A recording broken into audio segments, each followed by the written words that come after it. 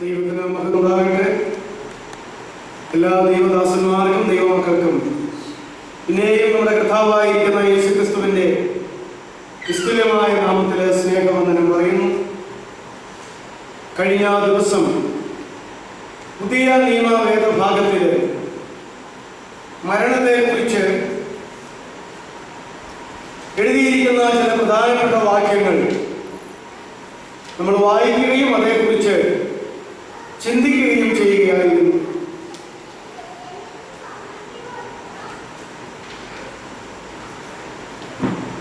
മരണം രണ്ടു തരത്തിലുണ്ട് എന്നും, ഒന്ന് ശാരീരിക മരണം, മറ്റൊന്ന് നിത്യമരണം എന്നിവയാകുന്നു എന്ന് നമ്മൾ ചിന്തിച്ചു. യാക്കോബ് 4:14 പറയുന്നത് പോലെ ഏത് മനുഷ്യന്റെയും ജീവിതം മറഞ്ഞു പോകുന്ന ആവിയാണ് എന്ന് യാക്കോബ് വെളിപ്പെടുത്തിയിരിക്കുന്നു. നമ്മൾ ചിന്തിച്ചു.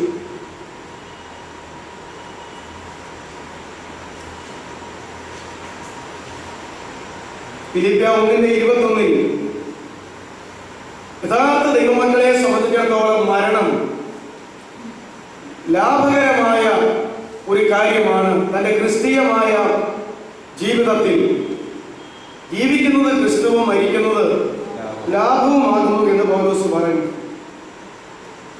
മരണത്തെ വളരെ സന്തോഷത്തോടും പ്രത്യാശയോടും കൂടെ അഭിമുഖീകരിക്കണം എന്നുള്ള ചിന്തയിലാണ് തൻ്റെ ജീവിതത്തിന്റെ അനുഭവത്തോട് ചേർന്ന് പൗലോസ് അപ്രകാരം പറഞ്ഞത്. ഫിലിപ്പിയർ 1:23-24 മരണം ഏറ്റവും അത്യുത്തമമാണ് എന്ന് പൗലോസ് സാക്ഷിക്കുകയുണ്ടായി. വെളിപ്പാട് 14:13 കർത്താവിൽ മരിക്കുന്ന മൃതന്മാർ ഭാഗ്യവാന്മാരുടെ പട്ടികയിലാകുന്നു എന്നും, മരണം എന്നാൽ പ്രയത്നങ്ങളിൽ നിന്നുള്ള ഒരു വിശ്രമമാകുന്നു എന്നും, എന്നാൽ അവരുടെ പ്രവൃത്തികൾ അവരെ പിൻപറ്റുന്നു എന്നും നാം ചിന്തിച്ചു. മരണം ഒരു വിശ്രമമാണ്. അതിനെക്കുറിച്ച് കർത്താവ് നിദ്ര എന്നാണ് അധിക സ്ഥലത്തും ഈ ലോകത്തിലായിരുന്നപ്പോൾ സംസാരിച്ചിട്ടുള്ളത് എന്ന് നമ്മൾ ചിന്തിച്ചു.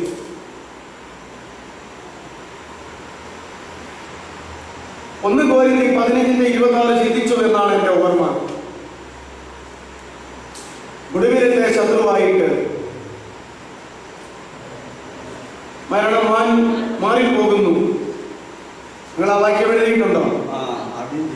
ആദ്യം നമ്മൾ ചിന്തിച്ചതായിരുന്നു. ഇനി മറ്റേതെങ്കിലും ഇത്രത്തോളം വാക്യമല്ലാതെ മറ്റേതെങ്കിലും നമ്മൾ ചിന്തിച്ചോ മരണത്തെ സംബന്ധിച്ച്?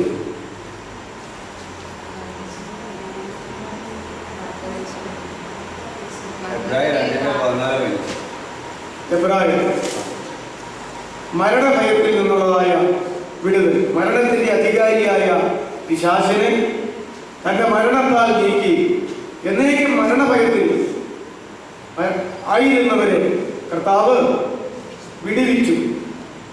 സാത്താൻ മരണത്തിന്റെ അധികാരിയായിരുന്നു എന്നും, മരണത്തിന്റെയും പാതാളത്തിന്റെയും താക്കോൽ സാത്താന്റെ കൈവശമായിരുന്നു എന്നും, കർത്താവിന്റെ കയ്യിൽ സ്വർഗരാജ്യത്തിന്റെ താക്കോലായിരുന്നു എന്നും, കർത്താവ് ഈ ലോകത്തിൽ നിന്ന് കടന്നു പോകുന്നതിന് മുമ്പ് ആ താക്കോൽ തന്റെ ശിഷ്യന്മാരെ ഏൽപ്പിച്ചിട്ട് കാൽവരി ക്രൂശിൽ മരണത്തിന്റെ അടിമത്തത്തിൽ നിന്ന് വിടുതൽ തന്ന് മരണഭയത്തിൽ നിന്ന് വിടുവിച്ച് മരണത്തിന്റെയും പാതാളത്തിന്റെയും താക്കോൽ സാത്താന്റെ കയ്യിൽ നിന്ന് കർത്താവ് വാങ്ങിച്ചെടുത്തു എന്നും, അതുകൊണ്ട് തന്നെ വിശ്വസിക്കുന്ന ഏതൊരു മനുഷ്യനും ധൈര്യത്തോടും പ്രത്യാശയോടും കൂടെ ചിന്തിച്ചുറയ്ക്കേണ്ടത് ഇപ്പോൾ മരണത്തിന്റെയും പാതാളത്തിന്റെയും താക്കോൽ നമ്മുടെ കർത്താവിന്റെ കൈവശമാകുന്നു എന്നും, അവൻ അറിയാതെ ദൈവകുഞ്ഞുങ്ങളുടെ ജീവിതത്തിൽ മരണത്തെ കുറിച്ച് ഒന്നും സംഭവിക്കുന്നില്ല എന്നുള്ളതിനെ സംബന്ധിച്ചുമാണ് നമ്മൾ ചിന്തിച്ചത്.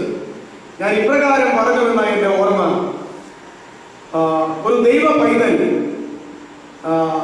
മരണത്താൽ ഏത് മുഖാന്തരത്തിലൂടെ ആയാലും ഈ ലോകത്തിൽ നിന്ന് ദൈവം തന്റെ ആത്മാവിനെ എടുക്കുമ്പോൾ അവന്റെ ആത്മാവ് ഏറ്റവും ശുഭപ്പെട്ടിരിക്കുന്ന ഒരവസരത്തിൽ മാത്രമേ എടുക്കുകയുള്ളൂ എന്നുള്ളതാണ് എൻ്റെ അഭിപ്രായമെന്നും എൻ്റെ വിശ്വാസമെന്നും ദൈവവചനത്തിന്റെ പിൻബലത്തിൽ ഞാനങ്ങനെ വിശ്വസിക്കുന്നു എന്ന് നിങ്ങളെ ഓർമ്മിക്കുകയുണ്ടായി.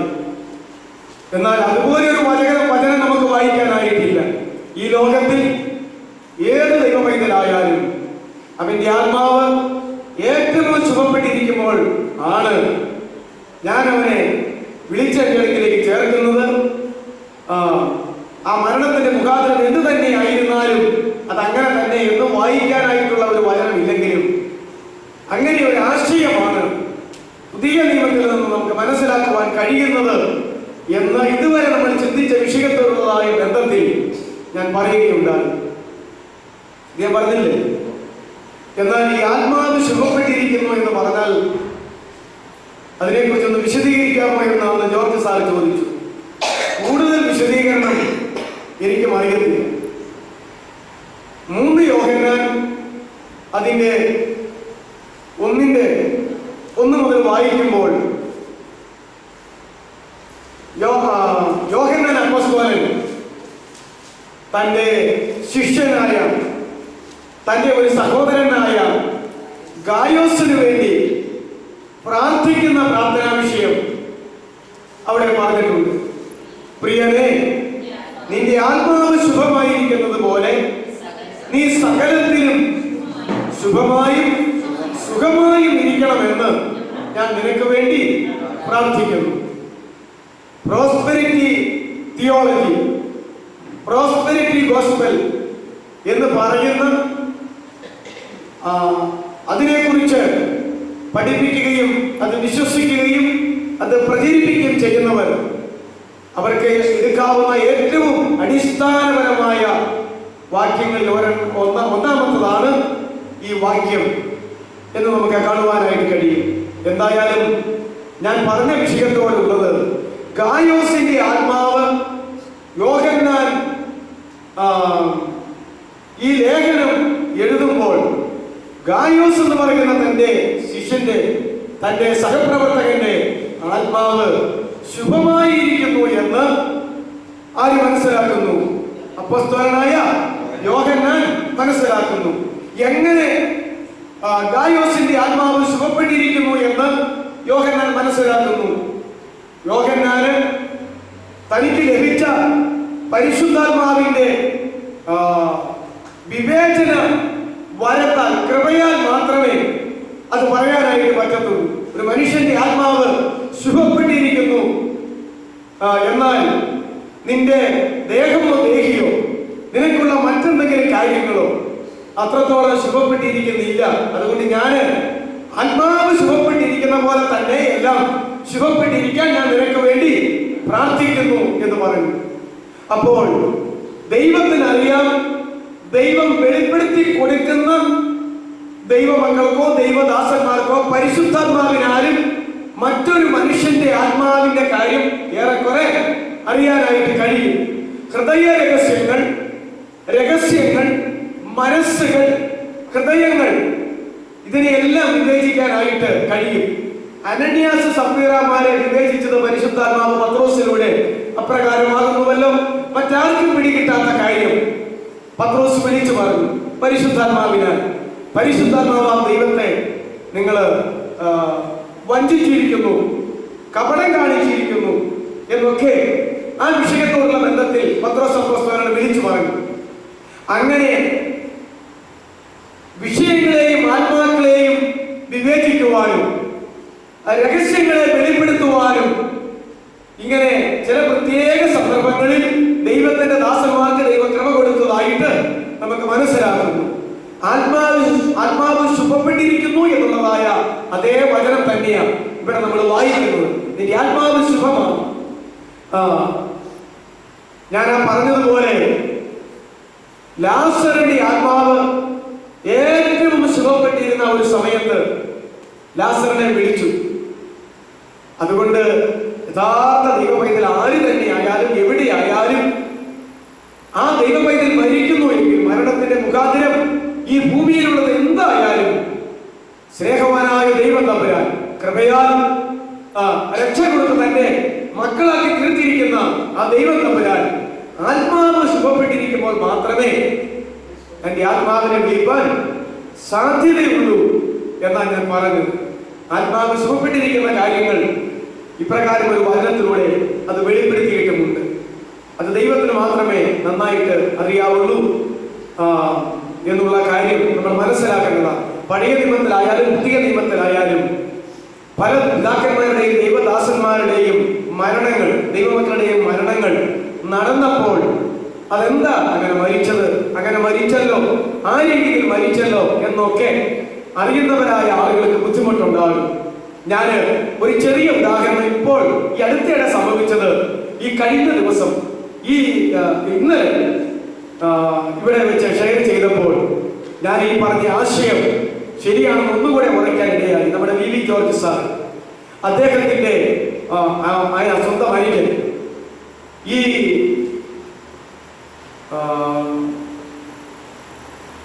കഴിഞ്ഞതിന്റെ മുമ്പിലത്തെ ഞായറാഴ്ച അല്ലേ, ഞായറാഴ്ച ശനിയാഴ്ച വൈകിട്ട് മരിക്കുകയും ഞായറാഴ്ച ഉച്ച കഴിഞ്ഞ് അടയ്ക്കുകയും ചെയ്തു. അറ്റാക്കായിരുന്നു. അദ്ദേഹത്തെ വീട്ടിൽ വെച്ച് അതുണ്ടായ ദിവസം തന്നെ ആശുപത്രിയിൽ കൊണ്ടുവരികയും മിക്കവാറും കാര്യങ്ങൾ പോക്കാകുകയും ചെയ്തിരുന്നു. മക്കൾ ദൂരത്തു നിന്ന് വരാനുള്ളത് കൊണ്ട് വെന്റിലേറ്ററിൽ ആയിരുന്നു. വെന്റിലേറ്ററിനകത്ത് ഞാനും പോയി ഒന്ന് കണ്ടതാണ്. അദ്ദേഹം രക്ഷിക്കപ്പെട്ട് സ്നാനപ്പെട്ട് വേർപെട്ട നമ്മുടെ നീർക്കുഴി സഭയുടെ അംഗവും പിന്നീട് ഇപ്പോൾ പിറവം സഭയുടെ അംഗം. നീർക്കുഴി സഭ പിറവത്തേക്ക് ലയിച്ചപ്പോൾ അങ്ങനെയായിരുന്നു. ലോകത്തിൽ എല്ലാവരും കാണപ്പെടുകയും അറിയപ്പെടുകയും റെക്കോർഡുപരമായിട്ടും നമ്മുടെ സഭയിലെ ദൈവസഭയിലെ ഒരു പിറവം സ്ഥലം സഭയിലെ ഒരംഗമാണ് എന്നുള്ള തരത്തിൽ അറിയപ്പെട്ടിരുന്നു. എന്നാൽ വേണ്ടും വണ്ണം ഒരു മാനസാന്തരം തൻ്റെ ജീവിതത്തിൽ നടന്നിട്ടുണ്ടായിരുന്നില്ല എന്ന് സ്വന്തം സഹോദരൻ തന്നെ സാക്ഷിക്കുകയുണ്ടായി. അദ്ദേഹം മരിച്ച ഒരു സന്ദർഭത്തിൽ, ജീവിച്ചിരുന്ന കാലഘട്ടത്തിൽ അങ്ങനെ ഒരു പുറമേ കാണുന്നതല്ല അത് എന്ന് പറഞ്ഞു. എന്നാൽ താൻ അറ്റാക്ക് വരുന്ന ആ ദിവസങ്ങളിൽ പിറവം സഭയിലാണെന്ന് എനിക്ക് തോന്നുന്നു. അദ്ദേഹം തന്റെ വീട്ടിൽ വെച്ചുള്ള യോഗമാണോ, പിറവം സഭയിൽ വെച്ച് ഒരു 3 ദിവസത്തെ ഉപവാസ പ്രാർത്ഥന യോഗമുണ്ടായിരുന്നു. ഇദ്ദേഹവും ഭാര്യയും ആ യോഗത്തിൽ സംബന്ധിച്ചു. ഏതായാലും നമ്മുടെ ഒരു ദേവദാസൻ തന്നെയാണ് ശുശ്രൂഷയ്ക്ക് വന്നത്. ഇദ്ദേഹത്തിന്റെ അടുക്കൽ ചെല്ലുകയും അദ്ദേഹത്തിന്റെ ശിരസിൽ കൈവച്ച് പ്രാർത്ഥിക്കുകയും ചെയ്തെന്നാണ് പറഞ്ഞത്. സഹോദരൻ പുറമെ ഇങ്ങനെയൊക്കെ മാറ്റം വന്നു എന്ന് ഉള്ള ഭാവത്തിൽ ജീവിക്കുന്നു എങ്കിലും അകത്ത് യാതൊരു വിധമായ മാറ്റങ്ങൾ സംഭവിച്ചിട്ടില്ലല്ലോ. എത്രയും വേഗം ആ കാര്യങ്ങൾ ക്രമീകരിക്കേണ്ടിയിരിക്കുന്നു എന്നിങ്ങനെ പറയുകയുണ്ടായി.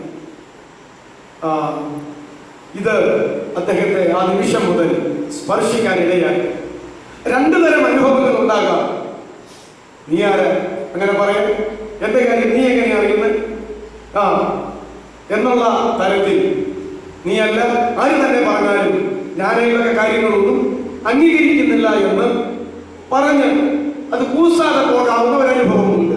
എന്നാൽ ഇത് പറഞ്ഞത് ശരിയാണല്ലോ, ഞാൻ എന്നെ തന്നെ ക്രമീകരിക്കേണ്ടതാണല്ലോ, ഈ ദൈവദാസൻ അത് വെളിപ്പെട്ടല്ലോ എന്നുള്ള എളിമയോടും താഴ്മയോടും ദൈവഭയത്തോടും കൂടിയുള്ള ചിന്ത മനഭാഗത്തുണ്ടാകാം. ഇദ്ദേഹത്തിന് സംഭവിച്ചത് ഇദ്ദേഹം പറഞ്ഞത് ശരിയാണല്ലോ, എന്റെ കാര്യം ഇതുവരെയും വീണ്ടും വണ്ണം ആയിട്ടില്ലല്ലോ, ഞാൻ ഏറ്റെടുക്കുന്നു, ദൈവമേ ഇനി ഞാൻ എന്താ ചെയ്യേണ്ടത്.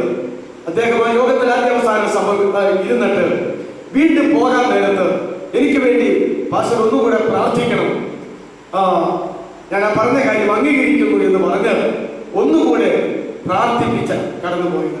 അപ്പൊ ഇദ്ദേഹം പറഞ്ഞത് അദ്ദേഹം അത് യാഥാർത്ഥ്യമാണെന്ന് അംഗീകരിക്കുകയും ആ തെറ്റുകളും കുറ്റങ്ങളും സമ്മതിക്കുകയും ഒരു പുനഃ സമർപ്പണ ജീവിതത്തിനായിട്ട് വാഞ്ചിക്കുകയും ഈ ദൈവദാസനോട് തന്നെ പ്രാർത്ഥിക്കാൻ പറയുകയും ചെയ്തു. അങ്ങനെ പ്രാർത്ഥിച്ചു വിട്ടതാണ്.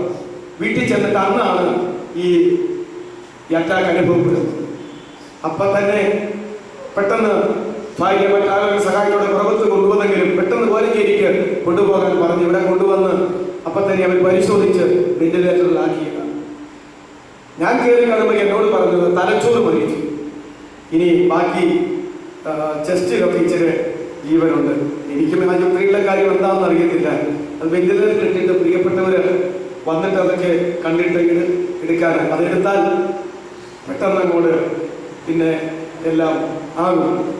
അപ്പോൾ ഇത് ഇദ്ദേഹം ഇങ്ങനെ സഹോദരന്റെ മരണത്തോടുള്ള ബന്ധത്തിൽ ഈ കാര്യം ഇദ്ദേഹം ഷെയർ ചെയ്തപ്പോൾ കേട്ടതാണ്.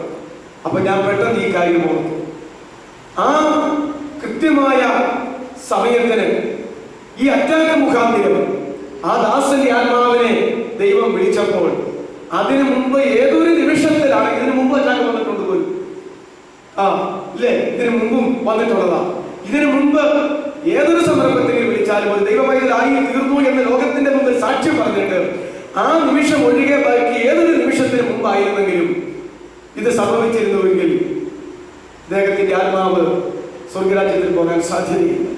എന്നാൽ ഇപ്രകാരം ഒരു അകത്തൊരു ചേഞ്ച്, ഹൃദയം തകർന്ന നിലവിളിക്കുന്ന ദൈവമേ ഞാൻ പാപിയാണ്, കുറവുണ്ട്, ഒത്തിരി അഭിനയങ്ങൾ എന്റെ ജീവിതത്തിൽ ഉണ്ടല്ലോ, ഞാൻ ആളുകളെ വഞ്ചിച്ചാണല്ലോ ജീവിക്കുന്നത്, ആരും അറിയാതെ ചില പാപങ്ങളൊക്കെ ഞാനും ചെയ്യുന്നുണ്ടല്ലോ എന്നൊക്കെ ഓർത്ത് അനുദമിച്ച് ദൈവത്തെ വിളിച്ച ഹൃദയം തകർന്നെങ്കിൽ ആ നിമിഷം ദൈവം ആ മനുഷ്യന്റെ പാപത്തെ ക്ഷമിച്ചു കൊടുക്കുകയും ക്രിസ്തുവിൽ ഒരു പുതിയ സൃഷ്ടി പോലെ അവനെ അംഗീകരിക്കുകയും നിശ്ചയമായും ദൈവം ചെയ്തിട്ടുണ്ട്.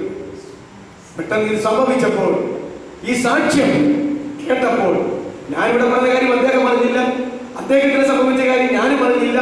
സ്വന്തം അനുജന്റെ മരണത്തോട് ശവസംസ്കാരത്തോടും കൂടെ തന്റെ ഏറെക്കുറെ രഹസ്യ ജീവിതത്തെ കുറിച്ചൊരു അറിവുള്ള പ്രിയ ജ്യേഷ്ഠ സഹോദരൻ ഇപ്രകാരം ഒരു ജയിച്ചു വന്നല്ലോ എന്നുള്ള ഒരു കുറെ കൂടെ ഒരു ആത്മീകമായ സന്തോഷത്തിൽ എന്നോട് ഷെയർ ചെയ്തപ്പോൾ ഞാൻ ഈ പറഞ്ഞ കഴിഞ്ഞ പ്രാവശ്യം പറഞ്ഞതും ഞാൻ വിശ്വസിക്കുന്നതുമായ ഒരു യാഥാർത്ഥ്യം ഒരിക്കൽ കൂടെ അത് ശരിയാണല്ലോ എന്ന് എനിക്ക് തോന്നി.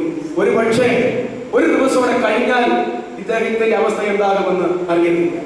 എന്താണെങ്കിലും ഇതിങ്ങനെയുള്ള അനുഭവങ്ങൾ അനേകരും ഷെയർ ചെയ്തതിന്റെ വെളിച്ചത്തിലും എന്താണെങ്കിലും കൃപയാലുള്ള രക്ഷ കൊടുത്തിട്ട് എത്രമാത്രം തെറ്റുകളും കുറ്റങ്ങളും പാപങ്ങളും വന്നാലും താൻ മരണമുഖാന്തരമായി ഈ സഹോദരനെ നിത്യയിലേക്ക് ചേർക്കുമ്പോൾ ആത്മാവ് എന്തോരും സുഖപ്പെട്ടിരിക്കാം. അതിന് ഏറ്റവും നല്ല ആ വ്യക്തിത്വത്തിന് ഏറ്റവും നല്ലത് എന്ന് ദൈവം കാണുന്ന ആ നിമിഷത്തിൽ മാത്രമേ അത് സംഭവിക്കുകയുള്ളൂ എന്ന് ഉള്ള ആ ദൃഢമായ വിശ്വാസത്തിന് എനിക്കൊരു ഉറപ്പ് കിട്ടി എന്നാണ് ഞാൻ പറഞ്ഞത്. ഇതുപോലൊരു വചനം പറയാനില്ലെങ്കിലും പക്ഷേ ഈ പെട്ടെന്നുള്ള മരണങ്ങളും മരണത്തിന്റെ മുഖാന്തരങ്ങളും ജീവിച്ചിരിക്കുന്നവർക്കും മറ്റുള്ളവർക്കും എല്ലാം ഉൾക്കൊള്ളാൻ കഴിയാത്തതും ആരുടെയും വേർപാട് ഉറ്റവർക്കും ഉടയവർക്കും എല്ലാവർക്കും ആ ബന്ധമനുസരിച്ച് ദുഃഖകരമാകുന്നു എങ്കിലും ഇതായിരിക്കും സംഭവിക്കുക. കർത്താവ് അങ്ങനെ ചെയ്തില്ലെങ്കിൽ ഇവരുടെ മരണമൊക്കെ ഇവരുടെ ദുഃഖമൊക്കെ യാഥാർത്ഥ്യമാണെങ്കിലും ഇവരുടെ ദുഃഖത്തെ ഓർത്ത് ഇവർ ദുഃഖിക്കാതിരിക്കട്ടെ എന്നൊക്കെ ഓർത്ത് കർത്താവ് ഒരു ചെറിയ മാറ്റങ്ങൾ വരുത്തിയാൽ ഇദ്ദേഹം നിത്യ ശിക്ഷാവിധിയിലേക്ക് പോവുകയും അതുകൊണ്ട് ജീവിച്ചിരിക്കുന്നവരുടെ ദുഃഖമല്ല, മരണത്തിന്റെ മുഖാന്തരമല്ല, അറിയുന്നവരുടെ ആക്ഷേപ പരിഹാസ നിന്ദകളല്ല, ദൈവം അദ്ദേഹത്തെ സ്നേഹിക്കുന്നത് കൊണ്ട് ഒരുപക്ഷെ ബാലശിക്ഷ എന്നുള്ള നിലയിൽ ശാരീരിക മരണം വരെ ദൈവം കൊടുക്കുമെന്ന് കർത്തൃമേശ്വരമുള്ളതായിരിക്കുന്ന ബന്ധത്തിൽ പറഞ്ഞിട്ടുണ്ട്. ചിലർക്ക് ബലഹീനത, ചിലർക്ക് രോഗം, ചിലർക്ക് ശാരീരികമായ മരണം. കർത്തൃമേശ്വരമുള്ള ബന്ധത്തിൽ കോരിന്ത്യ സഭയ്ക്ക് കൊടുത്ത ശിക്ഷകളാണ് അവിടെ വായിച്ചിരിക്കുന്നത്. ആ ശിക്ഷകൾ തന്നെയുമാകാം, അതിനേക്കാൾ കൂടിയത് കുറഞ്ഞതുമാകാം എന്നുള്ള കാര്യത്തിൽ യാതൊരു സംശയവുമില്ല. ഇതെല്ലാം കൂടെ വെച്ചാണ് ഞാൻ പറയുന്നത്. എന്തുകൊണ്ട് ശാരീരിക മരണം വരെയുള്ള ശിക്ഷകൾ കർത്തൃമേശ്വരമുള്ള ബന്ധത്തിൽ കൊടുക്കുന്നു? ലോകത്തിന്റെ ശിക്ഷ ഇങ്ങനെയാ പറയുന്നത്, ലോകത്തോടുകൂടെ ശിക്ഷാവിധിയിൽ അകപ്പെട്ട് ലോകത്തോടുകൂടെ നശിച്ചു പോകാതിരിക്കുവാൻ ദൈവം ബാലശിക്ഷകൾ കൊടുക്കുന്നതാകുന്നു എന്ന് വിചാരിക്കണം. നാം നമ്മെ തന്നെ വിധിച്ചാൽ ദൈവത്താൽ വിധിക്കപ്പെടുകയില്ല. വിധിക്കപ്പെടുന്നു എങ്കിലോ, ദൈവം വിധിക്കപ്പെടുന്നു എങ്കിലോ നാം ലോകത്തോടുകൂടെ ശിക്ഷാവിധിയിൽ അകപ്പെടാതിരിക്കുവാൻ ദൈവം നമ്മെ ബാലശിക്ഷ കഴിച്ചതാണ്. ഈ മരണം ദൈവമക്കളുടെ ഈ കർത്തൃമേശ്വരമുള്ളതായിരിക്കുന്ന ബന്ധത്തിൽ മരണമാകുന്ന ശിക്ഷ വരെ കൊടുത്ത് മാറ്റുന്നത് എന്നുള്ളത് അങ്ങനെ ഓർത്തുകൊള്ളണം എന്ന് അവിടെ പറഞ്ഞിട്ടുണ്ട്. ഈ പശ്ചാത്തലത്തിലാണ് ഇത് അപ്രകാരം പറയാനായിട്ട് ഇടയായത്. ഇതിനപ്പുറം ആ വിഷയം പറയാനായിട്ട് എനിക്ക് അറിയത്തില്ല. ഞാൻ ഈ പറഞ്ഞ കാര്യം ദൈവവചനം പോലെ ഉൾക്കൊള്ളേണ്ട കാര്യമൊന്നുമില്ല. ഇതെങ്കിൽ നിങ്ങൾ ചിന്തിച്ചിട്ട് നിങ്ങൾക്ക് ദൈവത്തോടുള്ള ബന്ധത്തിൽ ബോധ്യപ്പെടുന്ന വിഷയങ്ങൾ അംഗീകരിച്ചാലും മതി. ഒരു ദിവസം പറഞ്ഞ കണക്ക് വിവാഹിതരെ കുറിച്ച് എന്റെ അഭിപ്രായമല്ല, കർത്താവിന്റെ കൽപ്പന അതങ്ങനെ തന്നെ. ഇത് ഞാൻ പറയാൻ പോകുന്നു. കന്യകമാരെ കുറിച്ച് എനിക്ക് കർത്താവിന്റെ കൽപ്പനയില്ല, കർത്താവ് ഒന്നും പറഞ്ഞിട്ടില്ല. ഞാൻ കൃപയുള്ള ഒരു ദൈവദാസൻ എന്നുള്ള നിലയിൽ ഞാൻ എന്റെ അഭിപ്രായങ്ങൾ പറയുന്നു എന്ന് മാത്രമേ പറഞ്ഞിട്ടുള്ളൂ. ഇത് പറഞ്ഞ കണക്ക് ഇത് പൗലോസ് പറഞ്ഞ കണക്കും പറയാൻ പറ്റത്തില്ല. ഞാൻ എൻ്റെ ഒരു അഭിപ്രായം, എൻ്റെ ഒരു വിശ്വാസം അങ്ങനെ പറഞ്ഞു എന്ന് മാത്രമേ ഉള്ളൂ. കാരണം നമ്മോടുള്ള ദൈവത്തിന്റെ സ്നേഹം, കൃപയാലുള്ള രക്ഷ നമുക്ക് തന്നിട്ട് ജീവിതത്തിൽ വരുന്ന തെറ്റുകളും കുറ്റങ്ങളും ഒക്കെ മരണം വരെയുള്ള ബാലശിക്ഷകളാൽ ഒക്കെ എടുത്ത് നല്ലൊരു അന്ത്യത്തിലേക്ക് കൊണ്ടുപോകുവാൻ സ്നേഹനിധിയായ കർത്താവ് നമ്മെ ഓർത്ത് അപ്രകാരം ചെയ്യും. പക്ഷേ ആ മരണത്തിന്റെ മുഖാന്തരങ്ങളും പെട്ടെന്നുള്ള മരണങ്ങളും പ്രിയപ്പെട്ടവർക്ക് ഉൾക്കൊള്ളാൻ കഴിയാതെ വണ്ണമുള്ള കരച്ചിലുകളും ദുഃഖങ്ങളും നെടുവീർപ്പുകളും പ്രയാസങ്ങളും ഒക്കെ ഉണ്ടാകുമെങ്കിലും കർത്താവ് ഇതിനേക്കാൾ വലുതായിട്ട് കാണുന്നത് ഈ ദൈവ പൈതലിന്റെ ആത്മാവിന്റെ നിത്യതയാണ്. ഇത് മാത്രമേ ഞാൻ പറഞ്ഞു. നമുക്ക് മറ്റ് വിഷയത്തിലേക്ക് കടന്നു വരാം. ഇനി നമുക്ക് അടുത്തതായിട്ട് ഈ ലോക ജീവിതം, മരണം, മരണാനന്തര അനുഭവങ്ങൾ, ഇതാണല്ലോ നമ്മൾ ചിന്തിച്ചു തുടങ്ങിയ വിഷയങ്ങൾ. ഇന്ന് നമുക്ക് ചിന്തിക്കാനുള്ള വിഷയം ഏറ്റവും അവസാനത്തേതും അതുപോലെ നമുക്ക് എല്ലാവർക്കും പരിചയമുള്ള രണ്ട് വേദഭാഗങ്ങളാണ്. ക്രിസ്ത്യാനിയാണോ മരണത്തിന്റെ സമയത്ത് വായിച്ച് കേൾക്കുന്ന സമുദായങ്ങളിലാണെങ്കിൽ ലേഖനങ്ങളും ഏവങ്കേലിയോനും ശവം പള്ളി കൊണ്ടുവച്ചിട്ട് അവസാന ശുശ്രൂഷ ചെയ്യുമ്പോൾ പട്ടക്കാർ വായിക്കുന്ന ഏവങ്കേലിയന് മുമ്പ് ശുശ്രൂഷക്കാര് വായിക്കുന്ന ലേഖനങ്ങളും സുവിശേഷ വേദഭാഗങ്ങളും അതാണ് അവസാനിക്കുന്നത്.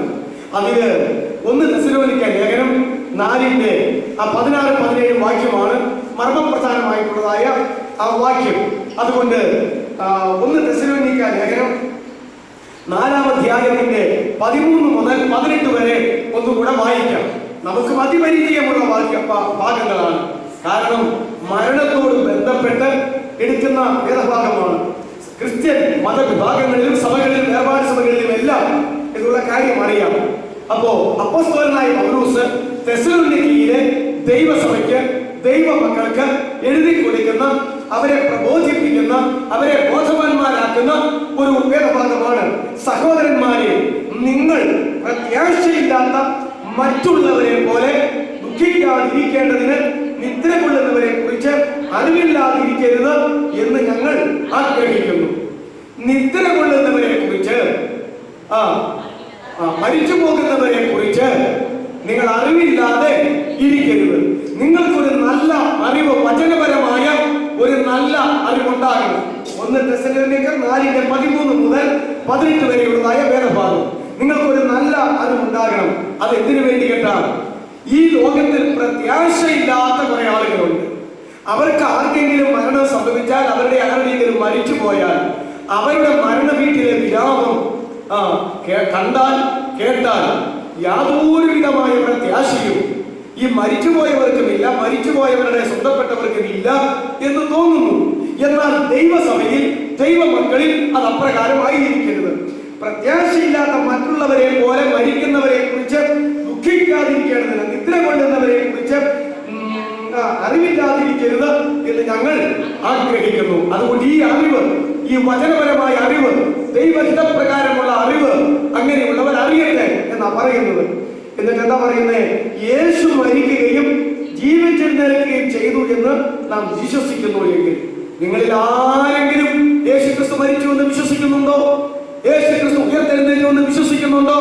ഉണ്ടെങ്കിൽ, അങ്ങനെ വിശ്വസിക്കുന്നുണ്ടെങ്കിൽ പിന്നെ പറയുകയാ ചെയ്യുന്നത്, അങ്ങനെ തന്നെ പിതാവായ ദൈവം നിദ്ര കൊണ്ടവരെയും യേശു മുഖാന്തരം അവരോട് കൂടെ വരുന്നു.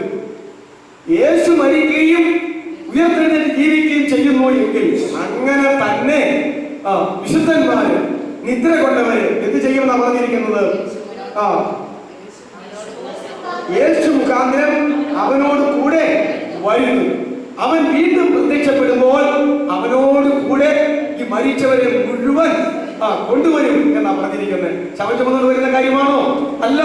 ജീവനുള്ളവരായി യേശുവിനോട് കൂടെ ദൈവം കൊണ്ടുവരും. യേശു മരിച്ചു, യേശു അടക്കപ്പെട്ടു, യേശു ഉയർത്തെഴുന്നേറ്റു, യേശു ജീവിച്ചു, അവൻ സ്വർഗത്തിലേക്ക് പോയി, അവൻ ഇപ്പോഴും ജീവിക്കുന്നു, അവൻ ഇനിയും വരും. തന്റെ മക്കളെ ചേർക്കുവാൻ വരുമ്പോൾ തന്റെ മക്കളെ ചേർക്കാനായിട്ടല്ലേ വരുന്നത്. അതുകൊണ്ട് യേശുവിനോട് കൂടെ മരിച്ചുപോയ സകല വിശുദ്ധന്മാരെയും പിതാവായ ദൈവം ഇനി കൊണ്ടുവരും എന്നാ ഇവിടെ പറഞ്ഞിരിക്കുന്നത്. കൊണ്ടുവരും കർത്താവിനോട് കൂടെ. അങ്ങനെ തന്നെ ദൈവം നിദ്ര കൊണ്ടവരെയും യേശു മുഖാന്തരം അവനോട് കൂടെ വരുത്തും. കർത്താവിന്റെ പ്രത്യക്ഷത വരെ, ഇങ്ങനെ വരുത്താനായിട്ട് വരുന്ന യേശുവിന്റെ പ്രത്യക്ഷത വരെ ജീവനോടെ ശേഷിക്കുന്നവരായ നമ്മൾ നിദ്ര കൊണ്ടവർക്ക് മുമ്പാകുകയില്ല എന്ന് ഞങ്ങൾ കർത്താവിന്റെ വചനത്താൽ നിങ്ങളോട് പറയുന്നു. കർത്താവിന്റെ വരവെങ്കിൽ ആദ്യം കർത്താവിനോട് കൂടെ വരുന്നത് ആരാണ്? ജീവനോട് ഇരുന്നിട്ട് രൂപാന്തരപ്പെടുന്നവരല്ല, മരിച്ചുപോയ വിശുദ്ധന്മാരാണ്. ജീവനോടിരിക്കുന്ന കർത്താവിന്റെ വരവെങ്കിൽ ജീവനോടിരിക്കുന്ന വിശുദ്ധന്മാർ മരിച്ചവർക്ക് മുമ്പരാകുകയില്ല. ആ ഒരു കാര്യം നിങ്ങൾ മനസ്സിലാക്കണം. അപ്പോ ഇവര് രൂപാന്തരപ്പെടുന്നതിന് മുമ്പ് ആരെ വരുത്തുന്നാ പറഞ്ഞിരിക്കുന്നത്? കർത്താവിൽ മരിച്ചവരെ വരുത്തും. ആ ഒരു കാര്യം നമ്മൾ അറിയണം എന്നാണ് ഇവിടെ പറഞ്ഞിരിക്കുന്നത്. എന്നിട്ടാണ് ഈ ഗൗരവമായ പ്രധാനപ്പെട്ട ഈ വാക്യം പറയുന്നത്.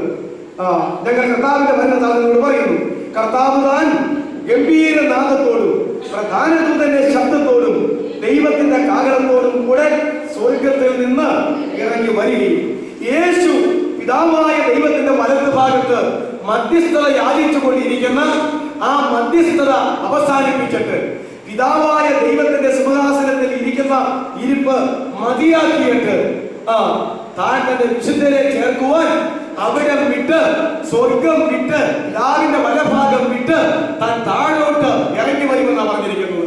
താഴോട്ട് കർത്താവ് ഇറങ്ങി വരുമ്പോൾ ഉണ്ടാകുന്നതായ ആ പ്രവർത്തനത്തെ സംബന്ധിച്ച്, അകമ്പടിയെ സംബന്ധിച്ച്, തന്റെ കൂടെ ആരൊക്കെ ഉണ്ടാകും, എന്തൊക്കെ ഉണ്ടാകുമെന്നതിനെ സംബന്ധിച്ച് ഇവിടെ വളരെ വ്യക്തമായി രേഖപ്പെടുത്തുകയാണ്. കർത്താവ് താൻ ഗംഭീരനാദത്തോടും യേശു പിതാവിന്റെ വലതുഭാഗത്ത് നിന്ന് ഈ മധ്യാകാശത്തിലേക്ക് വരുമ്പോൾ അതെങ്ങനെ യാത്ര ചെയ്ത് വരുന്നുവെന്നും എത്ര സമയം എടുക്കുമെന്നും പറയേണ്ട വല്ല കാര്യവുമുണ്ടോ?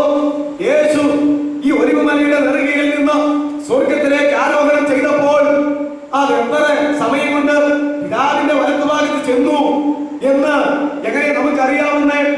അത് അറിയേണ്ട യാതൊരു കാര്യവുമില്ല.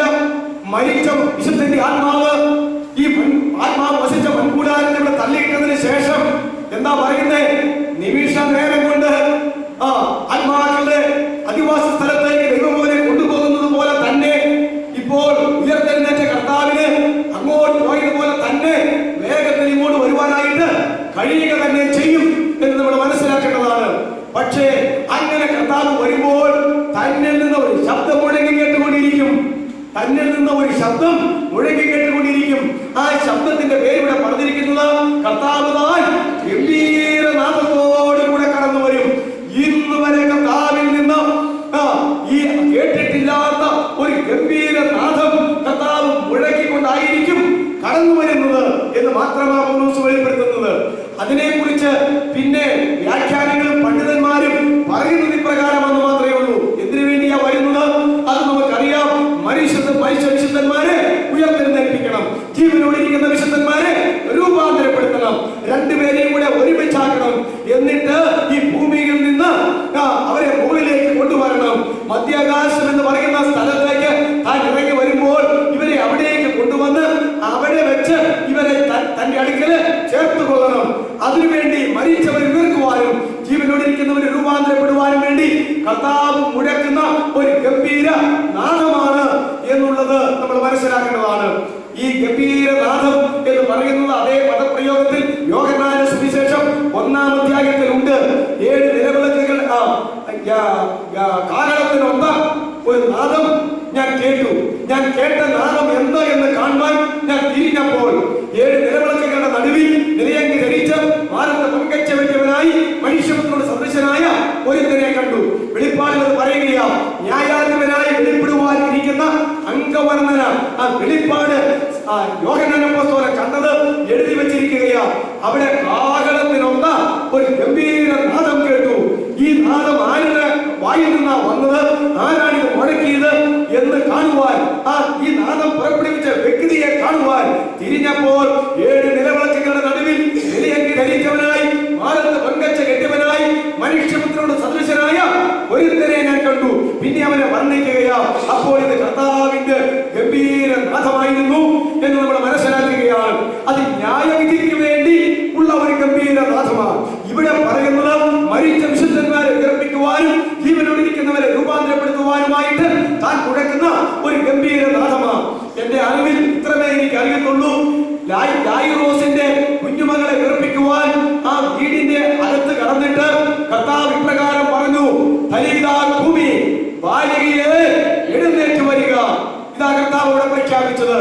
അത് പ്രഖ്യാപിച്ച് തീർന്നത് ആ പെൺകുട്ടി ജീവനുള്ളവളായി എഴുന്നേറ്റ് വന്നു. അതുപോലെ തന്നെ നൈപട്ടണത്തിലെ വിധവയുടെ ഏകമകനെ ശവമടക്കാനായി പോകുന്ന വഴിക്ക് വെച്ച് ശവമഞ്ചം തൊട്ട് നിർത്തിയിട്ട് അവിടെ പറയുന്നത്, യൗവനക്കാരാ എഴുന്നേൽക്കുക, അല്ലേ? യൗവനക്കാരാ എഴുന്നേൽക്കുക. സകല പാപികളെ ഉയർപ്പിക്കാൻ കഴിവുള്ള മരിച്ചുപോയ സകല മനുഷ്യരെയും അതാത് ന്യായവിധിക്ക് വേണ്ടി ഉയർപ്പിച്ച് കൊണ്ടുവരുവാൻ കഴിവുള്ളവൻ. ഈ ശബ്ദം മുഴങ്ങി കേട്ടാൽ പാതാളം തന്നെയുള്ള മരിച്ചവരെ ഏൽപ്പിച്ചു കൊടുക്കും, മരണം തന്നെയുള്ള മരിച്ചവരെ ഏൽപ്പിച്ചു കൊടുക്കും. മരിച്ച സകലരെയും ഉയർത്തെഴുന്നേറ്റ് വരുമായിരുന്നു. എന്നാൽ താൻ 3 വ്യക്തികളെ മാത്രം ഉദ്ദേശിച്ചുകൊണ്ട് ഈ ഗംഭീര ശബ്ദം അതേ മനുഷ്യൻ എന്നുള്ള നിലയിൽ മനുഷ്യന്റെ വീട്ടിലും മനുഷ്യന്റെ പട്ടണത്തിന്റെ വഴിത്താരിയിലും ലാസറിന്റെ അടയ്ക്ക കല്ലറയ്ക്കലും നിന്നുകൊണ്ട് ഇത് പറഞ്ഞപ്പോൾ അവർ 3 പേരും 3 പശ്ചാത്തലത്തിൽ ജീവനുള്ളവരായി പുറത്തു വന്നുവെങ്കിൽ ഇത്രയേ ഉള്ളൂ. മധ്യാകാശത്തിലേക്ക് ചേർക്കപ്പെട്ട ആദാം മുതൽ കർത്താവിന്റെ മധ്യാകാശ വരവ് വരെയുമുള്ള എത്രയായിരം 56,000 കൊല്ലമായി. ഇനി എന്ന് കർത്താവ് വരുമെന്ന് അറിയുന്നില്ല. ഇപ്പോഴത്തെ കണക്കനുസരിച്ച് 6,000 കൊല്ലം ദൈവത്തിൽ ജീവിച്ച വിശുദ്ധന്മാരുടെ സമൂഹത്തെ മുഴുവനും ഉയർപ്പിക്കുവാൻ നമ്മുടെ കർത്താവ് അതെ മുഴക്കുന്ന ഒരു ഗംഭീര ശബ്ദമുണ്ട്. സ്വർഗ്ഗത്തിന്റെ സിംഹാസനത്തിൽ നിന്ന് എഴുന്നേറ്റ് താഴോട്ട് വരുമ്പോൾ ആ ശബ്ദം ഭൂഗോളം മുഴുവൻ മരിച്ചുപോയ വിശുദ്ധന്മാരെ എഴുന്നേൽപ്പിക്കുവാൻ പര്യാപ്തമായ ഒരു ശബ്ദമായിരിക്കുമെന്ന് മാത്രമേ നമുക്ക് പറയാനായിട്ട് കഴിയുകയുള്ളൂ. അതാണ് കർത്താവിന്റെ ഗംഭീര നാദം എന്ന് പറഞ്ഞിരിക്കുന്നത്. രണ്ടാമത് നമ്മളിവിടെ വായിക്കുന്നത് കർത്താവ് താൻ ഗംഭീര നാദത്തോടും പ്രധാന ദൂതന്റെ ശബ്ദത്തോടും. പ്രധാന ദൂതൻ മീഖായേലാണ്, ആർച്ച് ഏഞ്ചൽ എന്ന് അവനെ കുറിച്ച് ഇംഗ്ലീഷിൽ പറഞ്ഞിരിക്കുന്നത്. പ്രധാന ദൂതൻ പണ്ട് പ്രധാന ദൂതൻ ലൂസിഫർ ആയിരുന്നു. ലൂസിഫറെ കൊണ്ടൊരു പാപം ചെയ്ത് മാറിയതിനു ശേഷം ഇപ്പോൾ പ്രധാന ദൂതൻ മീഖായേലാണ്. മീഖായേലിന്റെ ജോലി എന്താണെന്ന് വെച്ചാൽ അവനും അവന്റെ കൂടെയുള്ള ഭൂതഗണങ്ങളും അന്ധകാര ശക്തികളോട് പടവെട്ടി പോരാടി അവരിൽ നിന്ന് അതേ തന്റെ ഭക്തന്മാരെ സംരക്ഷിക്കുവാൻ വേണ്ടി ദൈവം പ്രവർത്തിക്കുന്ന കാര്യങ്ങളെല്ലാം ചെയ്യുവാൻ ക്രമീകരിക്കപ്പെട്ടിരിക്കുന്ന ലീഡറാണ് പ്രധാന ദൂതനായിരിക്കുന്ന മീഖായേൽ. ഈ മീഖായേൽ തന്നോടൊപ്പം വരികയും തന്നോടൊപ്പം അകമ്പടി സേവിച്ചുകൊണ്ട് കർത്താവിനോട് കൂടെ വരികയും മധ്യാകാശത്ത് വന്ന് നിന്നുകൊണ്ട് അവന്റെ ശബ്ദം മുഴക്കുകയും ചെയ്യും എന്ന് നമ്മൾ അറിയേണ്ടതാണ്. പ്രധാന ദൂതനായിരിക്കുന്ന മീഖായേൽ എന്ത് ചെയ്യുന്ന പറഞ്ഞിരിക്കുന്നത് പ്രധാന ദൂതന്റെ ശബ്ദത്തോടും. എന്താണ് പ്രധാന ദൂതന്റെ ശബ്ദം? അത് നമുക്ക് പറയുമ്പോൾ അറിയാം. ഞാനിവിടെ തന്നെ പറഞ്ഞിട്ടുണ്ട്. ദാനിയേൽ യിരെമ്യാ പ്രവാചകനിൽ നിന്ന് തന്റെ ജനതയുടെ ഭാവികാല പ്രത്യാശയെ കുറിച്ച് ഒരു വചനം മനസ്സിലാക്കി. അങ്ങനെ ഒരു കാലഘട്ടം കഴിയുമ്പോൾ ഇസ്രായേലിന് പ്രവാസത്തിൽ നിന്ന് മടങ്ങിപ്പോകുന്നത് എന്ന് മനസ്സിലാക്കി. ആ ബാക്കി കാര്യങ്ങൾ ദൈവത്തിൽ നിന്ന് വെളിപ്പെട്ട് കിട്ടുവാൻ വേണ്ടി പ്രാർത്ഥനയോടും ഉപവാസത്തോടും കൂടെ തന്റെ ജാതിയുടെ ഉദാഹരണം എന്ന് എപ്പോൾ എങ്ങനെ സംഭവിക്കും എന്ന് ദൈവത്തോട് ആലോചന ചോദിച്ചുകൊണ്ട് പ്രാർത്ഥിച്ചും ഉപവസിച്ചും ദാനിയേൽ ഇങ്ങനെ ഇരിക്കുകയാണ്. അപ്പോൾ നമ്മൾ മനസ്സിലാക്കുന്നത് പ്രാർത്ഥനയ്ക്ക് മറുപടിയുമായി ഗബ്രിയേൽ മാലാഖ തന്റെ അടുക്കൽ വന്നു. തന്റെ അടുക്കൽ വന്ന് മറുപടി പറയുമ്പോൾ ദാനിയേൽ പ്രവചനത്തിലുണ്ട്, നിന്റെ പ്രാർത്ഥനയുടെയും യാചനയുടെയും ആരംഭത്തിൽ തന്നെ നിന്റെ പ്രാർത്ഥനയ്ക്ക് സ്വർഗത്തിൽ നിന്ന് മറുപടി ഉണ്ടാവുകയും എന്നെ അതിനായിട്ട് മറുപടി നിന്നോട് പറയാൻ അയക്കുകയും ചെയ്തതാ. എന്നാൽ ഞാനിപ്പോൾ നിന്റെ അടുക്കിലേക്ക് വന്നപ്പോൾ അതേ കൽദയ രാജ്യത്തിലേക്ക് വന്നപ്പോൾ പാർസി രാജ്യത്തിന്റെ പ്രഭു എന്ന് പറയുന്ന ദുഷ്ടശക്തി എന്നെ 21 ദിവസം അവിടെ തടഞ്ഞു നിർത്തിക്കൊണ്ടിരുന്നു. 21 ദിവസം തടഞ്ഞു നിർത്തിക്കൊണ്ടിരുന്നു. ഒരു വിധത്തിലും എന്നെ കടത്തിവിടുകയായിരുന്നില്ല. എന്നിട്ട് ആരാ വന്നത്? മീഖായേൽ സഹായകനായിട്ട് പ്രധാന പ്രഭുവായിരിക്കുന്ന മീഖായേൽ കടന്നു വരികയും അവൻ എന്നെ പാർസി രാജ്യത്തിന്റെ പ്രഭുവിന്റെ കയ്യിൽ നിന്ന് വിടുവിച്ച് നിന്റെ അടുക്കലേക്ക് വന്ന് ദൈവം നിനക്ക് അരുളി ചെയ്ത ഈ മറുപടി പറയുവാൻ എന്നെ ചുമതലപ്പെടുത്തുകയും ചെയ്തു. കേട്ടുകൊള്ളുക, കാര്യം ഗ്രഹിച്ചു കൊള്ളുക എന്ന് പറഞ്ഞുകൊണ്ട് ദാനിയേലിൽ ആ കാര്യങ്ങൾ 7 വിഷയമുണ്ട്, അത് തന്നോട് അറിയിക്കുകയും ചെയ്തു. എന്നിട്ട് അവനോട് വെയിറ്റ് ചെയ്യുകയാ. തിരിച്ച് ഞാൻ ചെല്ലുമ്പോഴും എന്നെ അവിടെ നിന്ന് അങ്ങോട്ട് കൊണ്ടുപോകാനായിട്ട് മീഖായേൽ അവിടെയുണ്ട് എന്ന് പറയുന്നു. പ്രിയമുള്ളവരെ, ഗബ്രിയേൽ തിരിച്ച് ചെന്ന് കഴിഞ്ഞപ്പോൾ മീഖായേൽ അവിടെ തന്നെ ഉണ്ട്. എന്നിട്ട് എന്താ പറയുന്നത്? ഇവരെയും കൊണ്ട് അങ്ങോട്ട് കടന്നുപോയി. എന്താ ഈ പറഞ്ഞു വരുന്നത്? വിശുദ്ധ ദേവപർവ്വതത്തിൽ ഇരുത്തിയിരുന്ന ഈ ലൂസിഫറെ കൂട്ടരും പാപം ചെയ്ത് കഴിഞ്ഞപ്പോൾ അവൻ നക്ഷത്രങ്ങളുടെ മീതെ കൂടിവയ്ക്കുവാനും ദൈവത്തിന്റെ സമാഗമ പർവ്വതത്തിൽ ഇത് നരടുവാനും ദൈവത്തിന്റെ സിംഹാസനത്തിന് മീതെ സിംഹാസനം വയ്ക്കുവാനും ഉള്ളിൽ ആഗ്രഹിച്ചുകൊണ്ട് അതിനുവേണ്ടി പ്രവർത്തിച്ചപ്പോൾ ദൈവത്തിന്റെ ന്യായവിധി അവനായിരുന്ന അവസ്ഥയിൽ നിന്ന് അവനെ തള്ളി താഴേക്ക് ഇടുകയായിരുന്നു. അങ്ങനെ താഴേക്ക് പോന്നിട്ട് മധ്യാകാശം എന്ന് പറയുന്ന, അന്തരീക്ഷം എന്ന് പറയുന്ന, ആയാറെന്നൊക്കെ പറയുന്ന ആ ഭാഗത്താണ് ഇവരിപ്പോൾ അവന്റെ താവളമായിട്ട് ഇരിക്കുന്നത്. അതുകൊണ്ട് അവന്റെ താവളത്തിന്റെ അതിലൂടെ അങ്ങോട്ടോ ഇങ്ങോട്ടോ കടന്നാൽ അവിടെ അവരെ എന്താ പറയുന്നത്, തടുക്കാനായിട്ട് അവൻ വരും. അത് അവന്റെ ഒരു അവകാശം കൂടെയാണ്. നിനക്ക് ഇവിടെ വരാൻ എന്താ കാര്യം? ഞങ്ങൾ ഇവിടെയാണല്ലോ, അവിടെ നിന്ന് താഴേക്ക് തള്ളിയിട്ട് ഇവിടെയും നീ എന്തിനു വരുന്നു എന്ന് ചോദിച്ചുകൊണ്ട്. എന്നാൽ ഗബ്രിയേലിന് എന്റെ ദൗത്യം ഇതല്ലാത്തത് കൊണ്ട് ഗബ്രിയേൽ സുവാർത്താദൂതനാണ്, സുവിശേഷങ്ങൾ പറയുന്നതാണ്, ദൈവം പറഞ്ഞു വിടുന്ന കാര്യങ്ങൾ അറിയിക്കുന്നതാണ്. വാർത്താ വിതരണ വകുപ്പ് മന്ത്രി എന്ന് ഞാൻ പറയാറുണ്ട്, അത് ഗബ്രിയേല. പ്രതിരോധ മന്ത്രി അത് മീഖായേല. ഇത് നമ്മൾ ഓർക്കേണ്ടതാണ്. അതുകൊണ്ട് അവനതിന് ആ കാര്യം ആ ഡിപ്പാർട്ട്മെന്റ് മാത്രമേ കൈകാര്യം ചെയ്യത്തുള്ളൂ. മീഖായേൽ വന്നാണ് അവനെ സഹായിച്ചത്. അതുകൊണ്ട് ഞാൻ എന്താ പറഞ്ഞു വരുന്നത്? കർത്താവ് പിതാവിന്റെ വലത്ത് ഭാഗത്ത് നിന്ന് വിശുദ്ധന്മാരെ ചേർക്കുവാൻ മധ്യാകാശത്തിലേക്ക് വരികയും അപ്പോൾ തന്നെ ഈ കോടാനുകോടി വിശുദ്ധന്മാർ ഉയർത്തെഴുന്നേറ്റ് പരിശുദ്ധന്മാർ അങ്ങോട്ട് കൊണ്ടുപോവുകയും ചെയ്യുമ്പോൾ അന്ധകാര ശക്തികൾ, സാത്താനും സൈന്യവും ഒരു പൊരിഞ്ഞ പോരാട്ടം അവിടെ വെച്ച് ഇവരോട് നടത്തും. അപ്പോൾ അവരെ ഒതുക്കുവാൻ മാറ്റപ്പെടാത്ത സ്വർഗത്തിന്റെ പ്രമാണം അനുസരിച്ച് അധികാരി ചുമത്തപ്പെട്ടവനായിരിക്കുന്ന മീഖായേലും കൂട്ടരും അവിടേക്ക് വരും. മീഖായേലും ദൂതന്മാരും അവിടേക്ക് വരും. സുപ്രീം കമാൻഡറായിരിക്കുന്ന മീഖായേൽ ഇപ്രകാരം അട്ടഹസിക്കുമ്പോൾ ബാക്കി കാര്യം തന്റെ ദൂതഗണങ്ങൾ കൈകാര്യം ചെയ്യും. അതുകൊണ്ടാണ് പ്രധാന ദൂതനായിരിക്കുന്ന മീഖായേലിന്റെ ശബ്ദത്തോടു കൂടിയാണ് കർത്താവ് വരുന്നതെന്ന് പറഞ്ഞത്. യൂദായുടെ ലേഖനത്തിൽ പറയുന്നു, മോശയുടെ ശരീരത്തിന് വേണ്ടി അടക്കം ചെയ്യാൻ ദൂതൻ വന്നപ്പോൾ ആ ശരീരത്തിന് വേണ്ടി സാത്താൻ തർക്കിച്ചു വാദിച്ചുകൊണ്ട് അവനോട് എതിരിട്ടു. അപ്പോൾ ഇന്ന് പറയുന്ന ഈ ദൈവസഭക്കാര് ദാർഷ്ട്യം സംസാരിക്കുന്നത് പോലെ അന്ന് മീഖായേൽ പോലും ദാർഷ്ട്യം സംസാരിച്ചില്ലല്ലോ. ഇവന്റെ മേൽ അധികാരമുള്ള മീഖായേൽ പോലും എത്ര മര്യാദയ്ക്ക് വർത്തമാനം പറഞ്ഞത്.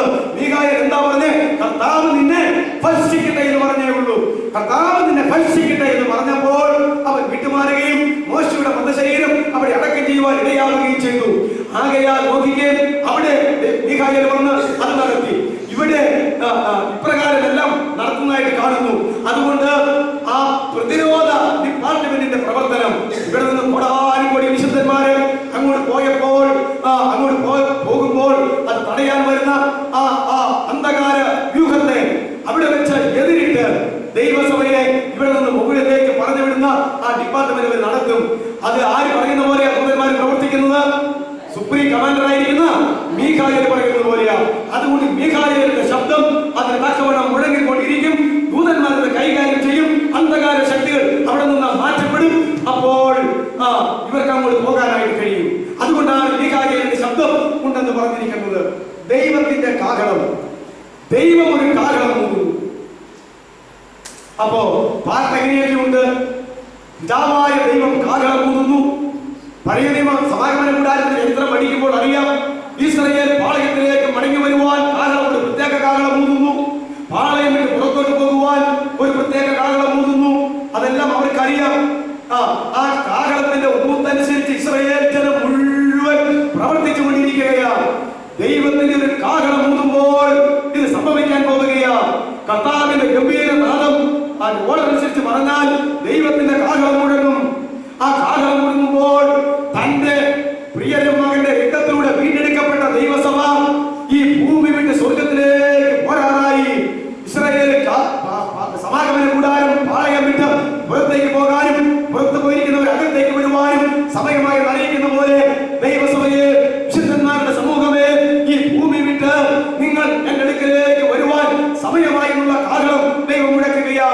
പിതാവായ ദൈവത്തിന്റെ കാഹളം മുഴങ്ങിക്കഴിയുമ്പോൾ പുത്രനായിരിക്കുന്ന ദൈവത്തിന്റെ ഗംഭീരനാഥം മുഴങ്ങുകയാ ചെയ്യുന്നത്. വിശുദ്ധന്മാർ രൂപാന്തരപ്പെടണം. മരിച്ചുപോയവർ ഉയർത്തെഴുന്നേറ്റ് അവരും രൂപാന്തരപ്പെട്ടു വരണം. അതിന്റെ അധികാരം കർത്താവിന്. അന്ധകാര ശക്തികളെ തകർക്കുവാൻ ഇതാ മീഖായേലിന്റെ ശബ്ദം മുഴങ്ങുകയാണ്. ഇങ്ങനെ 3 ശബ്ദങ്ങൾ ഒരുമിച്ച് മുഴങ്ങുമ്പോൾ ഈ ഭൂമിയിൽ മരിച്ചുപോയി മണ്ണിൽ കിടക്കുന്ന വിശുദ്ധന്മാർ പക്ഷേരായി ഉയർത്തെഴുന്നേൽക്കുകയും അവർ ഉയർത്തെഴുന്നേറ്റതിന് ശേഷം ജീവനോടിരിക്കുന്നവർ രൂപാന്തരപ്പെടുകയും ഇവർ ഒരുമിച്ച് ഭൂമിയിൽ നിന്ന് മധ്യാകാശം വഴി നിശ്ചയിക്കപ്പെട്ടിരിക്കുന്നതായ സ്ഥലത്തേക്ക് അവർ കടന്നു പോവുകയും ചെയ്യും. ഇതാണ് ഇവിടെ പറഞ്ഞിരിക്കുന്നത്. അതുകൊണ്ട് ഈ 3 കാര്യങ്ങളെ സംബന്ധിച്ച് അവിടെ രേഖപ്പെടുത്തിയിരിക്കുന്നത്. കാലത്തോടെ സ്വർഗത്തിൽ നിന്ന് ഇറങ്ങി വരികയും ക്രിസ്തുവിൽ മരിച്ചവർ മുമ്പേ ഉയർത്തെഴുന്നേൽക്കുകയും ചെയ്യും. ജീവനോടിരിക്കുന്നവർക്ക് മുമ്പേ ക്രിസ്തുവിൽ മരിച്ചവരെല്ലാവരും ഉയർത്തെഴുന്നേൽക്കും. ക്രിസ്തുവിൽ മരിച്ചവർ, അതാണ് വ്യവസ്ഥ. പിന്നെ എഴുതിയിരിക്കുകയാ, ജീവനോടെ ശേഷിക്കുന്ന നാം അവരോട് ഒരുമിച്ച് ആകാശത്തിൽ കർത്താവിനെ എതിരേൽക്കുവാൻ മേഘങ്ങളിൽ എടുക്കപ്പെടും. ഇങ്ങനെ അവർ ഭൂമിയിൽ നിന്ന് പൊങ്ങുകയും പിന്നെ എന്താ ചെയ്യുന്നത്? മേഘങ്ങളിൽ എടുക്കപ്പെടുകയും ചെയ്യും. സീനായി അല്ല, ഒരു പറയുന്ന കർത്താവ് എങ്ങനെയാ സ്വർഗത്തിലേക്ക് പോയത്? 500-ലധികം ശിഷ്യന്മാർക്ക് ഒരിക്കൽ ഉയർത്തെഴുന്നേറ്റ കർത്താവ് പ്രത്യക്ഷപ്പെട്ടു എന്ന് 1 കൊരിന്ത്യർ 15-ാം അധ്യായത്തിന്റെ ആരംഭത്തിൽ പൗലോസ് പറയുമ്പോൾ ഈ 500-ലധികം ശിഷ്യന്മാർ ഏതാണെന്ന് വേദപണ്ഡിതന്മാർ പഠിപ്പിക്കുന്നത്, താൻ അവസാനമായി സ്വർഗത്തിലേക്ക് ഒരു മലയുടെ നെറിയിൽ നിന്ന് പോകുമ്പോൾ തന്റെ ശിഷ്യ സമൂഹത്തിൽ എത്ര പേർ അവിടെ ഉണ്ടായിരുന്നു? 500-ലധികം ആളുകൾ അവിടെ ഉണ്ടായിരുന്നു. അവർക്ക് പ്രത്യക്ഷപ്പെട്ട് അവരോട് കാര്യങ്ങൾ പറഞ്ഞ് കൈവരുത്തി അവരെ അനുഗ്രഹിച്ചുകൊണ്ടിരിക്കും അളവിൽ അവൻ അവരുടെ നടുവിൽ നിന്ന് പൊങ്ങാനായിട്ട് തുടങ്ങി.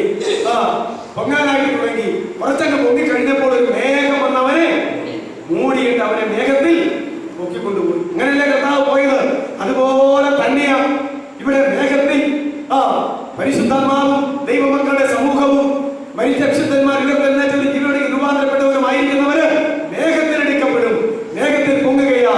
അപ്പോൾ യേശു തമ്പുരാൻ എവിടെ വന്ന് നിൽക്കുന്നുണ്ടോ അവിടെ വരെ ഇത് പൊങ്ങിപ്പോകും. അങ്ങനെ 2 കൂട്ടരെ ഒരുമിച്ചാകും. അതിന് പറയുന്നതാ മധ്യാകാശം എന്ന്. സ്വർഗം വിട്ട് പിതാവിന്റെ വലഭാഗം വിട്ട് പുത്രൻ ഇങ്ങോട്ട് ഇറങ്ങി വരുമെന്ന് പറഞ്ഞപ്പോൾ മരിച്ചവരെ ഉയർപ്പിച്ചുകൊണ്ട് ജീവിക്കുന്നവരെ രൂപാന്തരപ്പെടുത്തിക്കൊണ്ട് പരിശുദ്ധാത്മാവ് ഈ സഭയെ മേഘങ്ങളിൽ അങ്ങോട്ടെടുക്കും എന്ന് പറയുന്നു. ഇവർ 2 പേരുടെ കൂട്ടിമുട്ടണല്ലോ. ആലങ്കാരിക ഭാഷയിൽ പറയാറുണ്ട്, ഈ സഭയുടെ പരങ്കരം പരിശുദ്ധാത്മാവ് യേശുവിന്റെ കരത്തിലേക്ക് കൊടുക്കുമ്പോൾ പരിശുദ്ധാത്മാവിന്റെ ഡ്യൂട്ടി തീർന്നിരിക്കുകയാണ്. ആർക്ക് വേണ്ടി രക്തം ചിന്തിയോ, ആർക്ക് കൃപയാൽ രക്ഷ കൊടുത്തോ, ആരെയുടെ വളർത്തിയെടുത്തോ, അവരെ കർത്താവ് സ്വീകരിച്ചു കഴിയുമ്പോൾ പരിശുദ്ധാത്മാവിന്റെ ഡ്യൂട്ടി തീരുകയാണ്. പിന്നീട് ഇവരെയും കൊണ്ട് പ്രതിഫലത്തിന്റെ ന്യായാസനത്തിലേക്ക് മാറുകയാണ്. അത് മധ്യാകാശത്തിൽ തന്നെയാണ്, ഭൂമിയിലുമല്ല സ്വർഗത്തിലുമല്ല. അതിനുവേണ്ടി ഒരുക്കപ്പെട്ടിരിക്കുന്ന ഒരു സ്ഥലത്ത് എന്ന് പറഞ്ഞിരിക്കുന്നു. ഇപ്രകാരമാണ് ഇവിടെ മേഘങ്ങളിൽ എടുക്കപ്പെടും. ഇങ്ങനെ ഇപ്രകാരം സംഭവിച്ച് ഇങ്ങനെ ദൈവസഭക്കാർ ഇങ്ങനെ നാം എപ്പോഴും കർത്താവിനോട് കൂടെ ഇരിക്കും. അതുകൊണ്ട് മരിച്ചാലെന്താ, ജീവിച്ചാലെന്താ? ഇതാ മക്കളെ സംഭവിക്കാൻ പോകുന്നത്. ഇങ്ങനെയുള്ള പ്രത്യാശയിൽ ആര് മരിച്ചാലെന്താ, ആര് ജീവിച്ചാലെന്താ, അത് ഇപ്രകാരം സംഭവിക്കും. എന്നിട്ട് പറയുകയാ, ഈ വചനങ്ങളെ കൊണ്ട് അന്യോന്യം ആശ്വസിപ്പിച്ച് കൊള്ളുകയും. ഇതാണ് നിദ്ര പ്രാപിക്കുന്നവരെ കുറിച്ച് നിങ്ങൾ അറിയേണ്ട കാര്യം. ഇത് അറിഞ്ഞേ പറ്റുകയുള്ളൂ. ഇതറിഞ്ഞാൽ നിങ്ങൾക്കും ആശ്വാസം പ്രാപിക്കണം, മറ്റുള്ളവർക്കും ആശ്വാസം പ്രാപിക്കണം. ഇതാണ് പറഞ്ഞു കൊടുത്തത്. ഇത് മനസ്സിലായ തെസ്സലോനിക്ക സഭക്കാര് പിന്നെ അവർ മരിക്കാൻ ആഗ്രഹിക്കുന്നു. മരിക്കുന്നതിന് മുമ്പ് എത്ര നാൾ ജീവിക്കും അത്ര നാൾ ക്രിസ്തു, പൗലോസ് പറഞ്ഞ പോലെ ക്രിസ്തു ജീവിക്കാൻ ആഗ്രഹിക്കുന്നു. അപ്പോൾ തെസ്സലോനിക്ക സഭയുടെ അവസ്ഥ മാറി. ജീവിക്കുന്നത് ക്രിസ്തു, മരിക്കുന്നത് ലാഭവുമായിട്ട് മാറി. ഇതാണ് വേദപുസ്തകത്തിൽ പറഞ്ഞിരിക്കുന്ന കാര്യം. ഇത് കുറച്ചുകൂടെ വെളിവാക്കുന്നത് അപ്പോസ്തലനായ പൗലോസ് കോരിന്ത്യ ലേഖനത്തിലാണ്. ഇതിന്റെ വിശദീകരണങ്ങൾ കൊടുക്കുന്നത് കോരിന്ത്യ ലേഖനത്തിലാണ് എന്ന് നമ്മൾ മനസ്സിലാക്കേണ്ടതാണ്. 1 കോരിന്ത്യർ അതിന്റെ 15-ാം അധ്യായത്തിലാണ് ഈ കാര്യങ്ങൾ വ്യക്തമാക്കുന്നത്. ഈ 15-ാം അധ്യായത്തിൽ 58 വാക്യങ്ങളുണ്ട്. ഒരു നീണ്ട ഒരു അധ്യായമാണ്. 1 കോരിന്ത്യർ 15-ാം അധ്യായത്തിന്റെ പ്രധാനപ്പെട്ട വിഷയം യേശു ക്രിസ്തുവിന്റെ പുനരുത്ഥാനം, അതോട് ചേർന്ന് മരിച്ചവരുടെ പുനരുത്ഥാനം. മരിച്ച വിശുദ്ധന്മാരുടെ പുനരുത്ഥാനം. ഇതാണ് വിഷയം. അപ്പോ യേശുവിന്റെ പുനരുത്ഥാനം, മരിച്ചവരുടെ പുനരുത്ഥാനം, ഇതാണ് അവിടുത്തെ പ്രധാനപ്പെട്ട വിഷയം. അങ്ങനെ പറഞ്ഞു വന്നപ്പോൾ മരണത്തിന് മുമ്പുള്ള ജീവിതം, മരണം, മരണാനന്തര അനുഭവങ്ങൾ, മരിച്ചവരുടെ ഉയർപ്പ്, അതെങ്ങനെയൊക്കെയാണ് എന്നിങ്ങനെയുള്ള കാര്യങ്ങളെ കുറിച്ച് വീണ്ടും കുറെ കൂടെ ബോധവൽക്കരിക്കുകയാണ് ചെയ്യുന്നത്. അതുകൊണ്ട് അതിന്റെ 34 വരെയുള്ള കാര്യങ്ങളിൽ യേശു ഉയർത്തെഴുന്നേറ്റിട്ടില്ലെങ്കിൽ അങ്ങനെയാണ് ഇങ്ങനെയാണ് നിങ്ങളുടെ കാര്യമൊക്കെ പറഞ്ഞ് അത് പറയുകയാണ്. അതിപ്പോ നമുക്ക് ചിന്തിക്കേണ്ട കാര്യമില്ല. നമുക്കിപ്പോ ചിന്തിക്കേണ്ടത് അതിന്റെ 35-ാമത്തെ വാക്യം മുതലുള്ള ചില കാര്യങ്ങളാണ്. ഞാൻ വേഗം വായിച്ച് അങ്ങോട്ട് പറഞ്ഞു കടന്നു പോകാം. പക്ഷേ ഒരുവൻ മരിച്ചവൻ എങ്ങനെ ഉയർത്തുന്നു എന്നും ഏതുവിധം ശരീരത്തോടെ വരുന്നുവെന്ന് ചോദിക്കും. ഞാൻ ഇത്രയും നേരം പറഞ്ഞ് പഠിപ്പിച്ചതുകൊണ്ട് ക്രിസ്തു മരിച്ചു ഉയർത്തെഴുന്നേറ്റു, അങ്ങനെയാണെങ്കിൽ ക്രിസ്തുവിൽ മരിച്ചവരെല്ലാം ഉയർത്തെഴുന്നേൽക്കും എന്ന് നിങ്ങൾ ഇപ്പൊ അംഗീകരിച്ചു. എന്നാലും നിങ്ങൾ ചോദിക്കുക, അതെങ്ങനെയാ, എങ്ങനെയായും ഈ ഉയർപ്പ്, ഈ രൂപാന്തരപ്പെടല് എന്നൊക്കെ ചോദിച്ചാൽ ഇനി നിങ്ങൾ ഇത് കേട്ട് പഠിക്കുക എന്നാ പറയുന്നത്. ഒരു പക്ഷേ ഒരുവൻ മരിച്ചവർ എങ്ങനെ ഉയർത്തുന്നു എന്നും ഏതുവിധം ശരീരത്തോടെ വരുന്നുവെന്ന് ചോദിക്കും. മൂടാ, നീ വിതയ്ക്കുന്നത് ചത്തില്ല എങ്കിൽ ജീവിക്കുന്നു. വിതയ്ക്കുന്നത് ചത്തെങ്കിലേ ജീവിക്കുകയും. ഇത് അംഗീകരിക്കാത്തവരെ കുറിച്ച് എന്താ ആത്മാവ് പറയുന്നത്? നമ്മള് ഈ വിഷയത്തോടുള്ള ബന്ധത്തിൽ മൂഢനായ ഒരു ധനവാന്റെ പഠിച്ചില്ലേ? മൂഢനായ ഒരു ധനവാൻ, എടാ മൂഢ, തിന്നുക, കുടിക്കുക, ആനന്ദിക്കുക, ആസ്വദിക്കുക എന്ന് പറഞ്ഞ് തനിക്ക് തന്നെ നിക്ഷേപിക്കുന്നവനായി ജീവിച്ച് ദൈവവിഷയമായി സമ്പന്നനാകാതെ ജീവിച്ചവരോട് പറയുകയാ, മൂഢ, ഈ രാത്രിയിൽ നിന്റെ പ്രാണൻ എന്നോട് ചോദിക്കും. പിന്നെ മൂഢ എന്ന് ഇവിടെ വിളിക്കുകയാ. അതായത് വിതയ്ക്കുന്നത് ചത്തില്ല എങ്കിൽ ജീവിക്കുന്നില്ല. ഈ തത്വം മരണത്തെ സംബന്ധിച്ചും പുനരുത്ഥാനത്തെ സംബന്ധിച്ചും അറിയാത്ത മനുഷ്യൻ ആരാണ് പറയുന്നത്? മൂഢന്. നിങ്ങൾ എല്ലാവരും മരിക്കുന്നവരെ മൂഢന്മാരായിരിക്കാൻ എനിക്ക് ആഗ്രഹമില്ല. അങ്ങനെ ആയിരുന്നാൽ എനിക്ക് വലിയ വേദനയുണ്ട്. എന്നല്ലേ പറഞ്ഞത്? ഗലാത്യ സഭയോട് എന്നാ പറഞ്ഞത്? ഞാൻ എന്തിനാ നിങ്ങളെ വഴക്ക് പറയുന്നത്? ഞാൻ എന്തിനാ നിങ്ങളെ ഗൗരവമായി പ്രബോധിപ്പിക്കുന്നത്? പിന്നെയും ക്രിസ്തു നിങ്ങളിൽ ഉരുവാകുവോളം പ്രസവ വേദന പെടുന്നവരായ എന്റെ കുഞ്ഞുങ്ങളെ എന്നാ ഇങ്ങനെയാ പറയുന്നത്. എന്റെ കുഞ്ഞുങ്ങളെ, ക്രിസ്തു പിന്നെയും നിങ്ങളിൽ ഉരുവാകുവാൻ ഞാൻ പ്രസവ വേദനയ്ക്ക് തുല്യമായ വേദന സഹിച്ചുകൊണ്ടിരിക്കുകയാണെന്നുള്ള പരമാർത്ഥം നിങ്ങൾ മനസ്സിലാക്കണം. അതും ഞാൻ നിങ്ങളോട് പറഞ്ഞിട്ടുണ്ട്. ഉരുവാകലല്ല, പിന്നെയോ ക്രിസ്തു നിങ്ങളിൽ ഉരുവായത് നേരത്തെയാ രൂപപ്പെട്ടു വരുവോളം, ക്രിസ്തു നിങ്ങളിൽ വളർച്ചയെത്തി വരുവോളം, നിങ്ങൾ ക്രിസ്തുവിൽ വളർച്ചയെത്തി വരുവോളം നിങ്ങൾക്ക് വേണ്ടി പ്രസവ വേദനയ്ക്ക് തുല്യമായ വേദന സഹിക്കുന്ന ഒരുത്തനാണ് അപ്പോസ്തലനായ പൗലോസായ ഞാൻ. കാരണം നിങ്ങൾക്ക് ഗുരുക്കന്മാർ ഒത്തിരി പേരുണ്ട്, പക്ഷെ പിതാക്കന്മാര് ഏറെയില്ല. ഗലാത്യ സഭയെ ഞാൻ നിങ്ങളുടെ സുവിശേഷത്താൽ വീണ്ടും ജനിപ്പിച്ചത്. അങ്ങനെ ഞാൻ നിങ്ങളോട് കൂടി ആയിരുന്ന നാളുകളിൽ ബുദ്ധിയില്ലാത്ത ഗലാത്യരെ യേശു ക്രിസ്തു ക്രൂശിക്കപ്പെട്ടവനായി നിങ്ങളുടെ കണ്ണിന് മുമ്പ് വരച്ചു കിട്ടിയിരിക്കെ നിങ്ങളിപ്പോൾ ശുദ്ധം ചെയ്ത് മയക്കിയതാര്? ബുദ്ധിയില്ലാത്ത, സെൻസില്ലാത്ത ആളുകളായി നിങ്ങൾ പോയല്ലോ. ഞാൻ നിങ്ങളെ ക്രൂശിക്കപ്പെട്ടവനായിട്ട് വരച്ച് കാണിച്ചു തന്നതല്ലേ എന്നാ പറഞ്ഞത്. എന്തുകൊണ്ട്? ദൈവവചനമാകുന്ന പേനയാൽ പരിശുദ്ധാത്മ ശക്തിയാൽ ക്രൂശിക്കപ്പെട്ട മശിഹായെ ഓരോരുത്തരുടെയും ഹൃദയത്തിന്റെ മുമ്പിൽ ഞാൻ വരച്ച് കാണിച്ചതാ. നിങ്ങളെ ശുദ്ധം ചെയ്ത് ആര് മയക്കിയെടുത്തു ഇപ്രകാരമാകുവാൻ എന്ന് ചോദിക്കുന്നു. അതുകൊണ്ടാണ് ഇവിടെ പറയുന്നത്, എന്താ പറയുന്നത്? വിതയ്ക്കുന്നത് അല്ലേ? മൂഢ, നീ വിതയ്ക്കുന്നത് ചത്തില്ല എങ്കിൽ ജീവിക്കുന്നില്ല. പിന്നെ എന്നതാ വിതയ്ക്കുന്നത്? അടുത്തത് കേട്ടെ. നീ വിതയ്ക്കുന്നതോ ഉണ്ടാകുവാനുള്ള ശരീരമല്ല. ഇവിടെ മരണം, പുനരുത്ഥാനം, ഇതൊക്കെയല്ലേ വിഷയം. അപ്പോ നീ വിതയ്ക്കുന്നത് എന്താണ്? ഉണ്ടാകാനുള്ള ശരീരമല്ല. അത് നീ മനസ്സിലാക്കുക. മരണം എന്ന് പറയുന്ന ഒരു വിതയാണെന്നും പുനരുത്ഥാനം എന്ന് പറയുന്ന ഒരു കൊയ്ത്താണെന്നും പറഞ്ഞായി പറയുന്നത്. അതുകൊണ്ട് ഇവിടെ വളരെ വ്യക്തമായിട്ട് പറയുകയാണ്, നീ വിതയ്ക്കുന്നതോ ഉണ്ടാക്കുവാനുള്ള ശരീരമല്ല. എന്നിട്ട് കേട്ടു, ഗോതമ്പിന്റെയോ മറ്റു വല്ലതിന്റെയോ വെറും മണിയത്രേ വിതയ്ക്കുന്നത്. വെറും മണിയത്രേ. ഗോതമ്പിന്റെയോ മറ്റു വല്ലതിന്റെയോ വെറും മണിയത്രേ വിതയ്ക്കുന്നത്. ഇതെന്തൊക്കെയായി പറഞ്ഞു വരുന്നേ? ഇത് മനസ്സിലാക്കണമെങ്കിൽ കർത്താവ് തന്നെ പറഞ്ഞു, ഗോതമ്പ് മണി നിലത്ത് വീണ് ചാടുന്നില്ലെങ്കിൽ തനിയായിരിക്കും, ചത്തുവെങ്കിലോ ഫലം കായ്ക്കും. ഇത് ആരെ കുറിച്ച് പറഞ്ഞതാ? ഇത് ആരെ കുറിച്ച് പറഞ്ഞതാ? തന്നെ കുറിച്ച് പറഞ്ഞതാ അല്ലേ? കർത്താവ് തന്നെ കുറിച്ച് പറഞ്ഞതാ. ഗോതമ്പ് മണി നിലത്ത് വീണ് ചാടുന്നില്ലെങ്കിൽ തന്നെ ഇരിക്കും, ചത്തുവെങ്കിലോ ഫലം കായ്ക്കും എന്ന് പറഞ്ഞതാ. ആ ഗോതമ്പ് മണിയോടുള്ള കാര്യത്തില ഇവിടെ നമ്മള് ഈ മണി എന്ന് പറയുന്നത്. ക്രിസ്തു ഗോതമ്പ് മണിയാണെങ്കിൽ ക്രിസ്തുവിൽ വിശ്വസിച്ചവരെല്ലാം ഗോതമ്പ് മണിയാണ് അല്ലേ? പതിരി കെടാത്ത തീയിലേക്കും പിന്നെ മണി അല്ലേ? മണി അവിടെ എന്താ പറഞ്ഞിരിക്കുന്നത്? ധാന്യം അല്ലേ? നല്ല മണികൾ യജമാനന്റെ കളപ്പുരയിലേക്കും പതിരി കെടാത്ത തീയിലേക്കും പോകും എന്നാ പറഞ്ഞിരിക്കുന്നത്. അപ്പോ ഇത് ആരെ കുറിച്ചായി പറഞ്ഞിരിക്കുന്നത്? ഇവിടെ ഗോതമ്പ് മണി എന്നൊക്കെ പറയുന്നത് അത് കർത്താവിനെ കുറിച്ച് തന്നെ സുവിശേഷത്തിൽ പറഞ്ഞിട്ടുണ്ട്. ഇപ്പോൾ ക്രിസ്തുവിൽ വിശ്വസിക്കുന്ന വിശുദ്ധന്മാരുടെ സമൂഹം മുഴുവൻ മണികളാണ്, ഗോതമ്പ് മണികളാണ്. അങ്ങനല്ലേ? മറ്റേ ദുഷ്ടന്മാർ അവര് കെടാത്ത തീയിലേക്ക് പോകും. പതിര് മണികൾ യജമാനന്റെ കളപ്പുരയിലേക്ക് പോകും.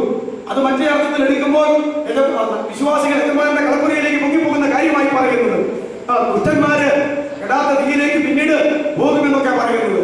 അതുകൊണ്ട് പറയുകയാ, ഗോതമ്പിന്റെയോ മറ്റു വല്ലതിന്റെയോ വെറും മണിയത്ര വിതയ്ക്കുന്നത്. ദൈവമോ വിതച്ചു കഴിഞ്ഞാൽ ദൈവമോ തന്റെ ഇഷ്ടം പോലെ അതിന് ഒരു ശരീരവും ഓരോ വിത്തിന് അതതിന്റെ ശരീരവും കൊടുക്കുന്നു.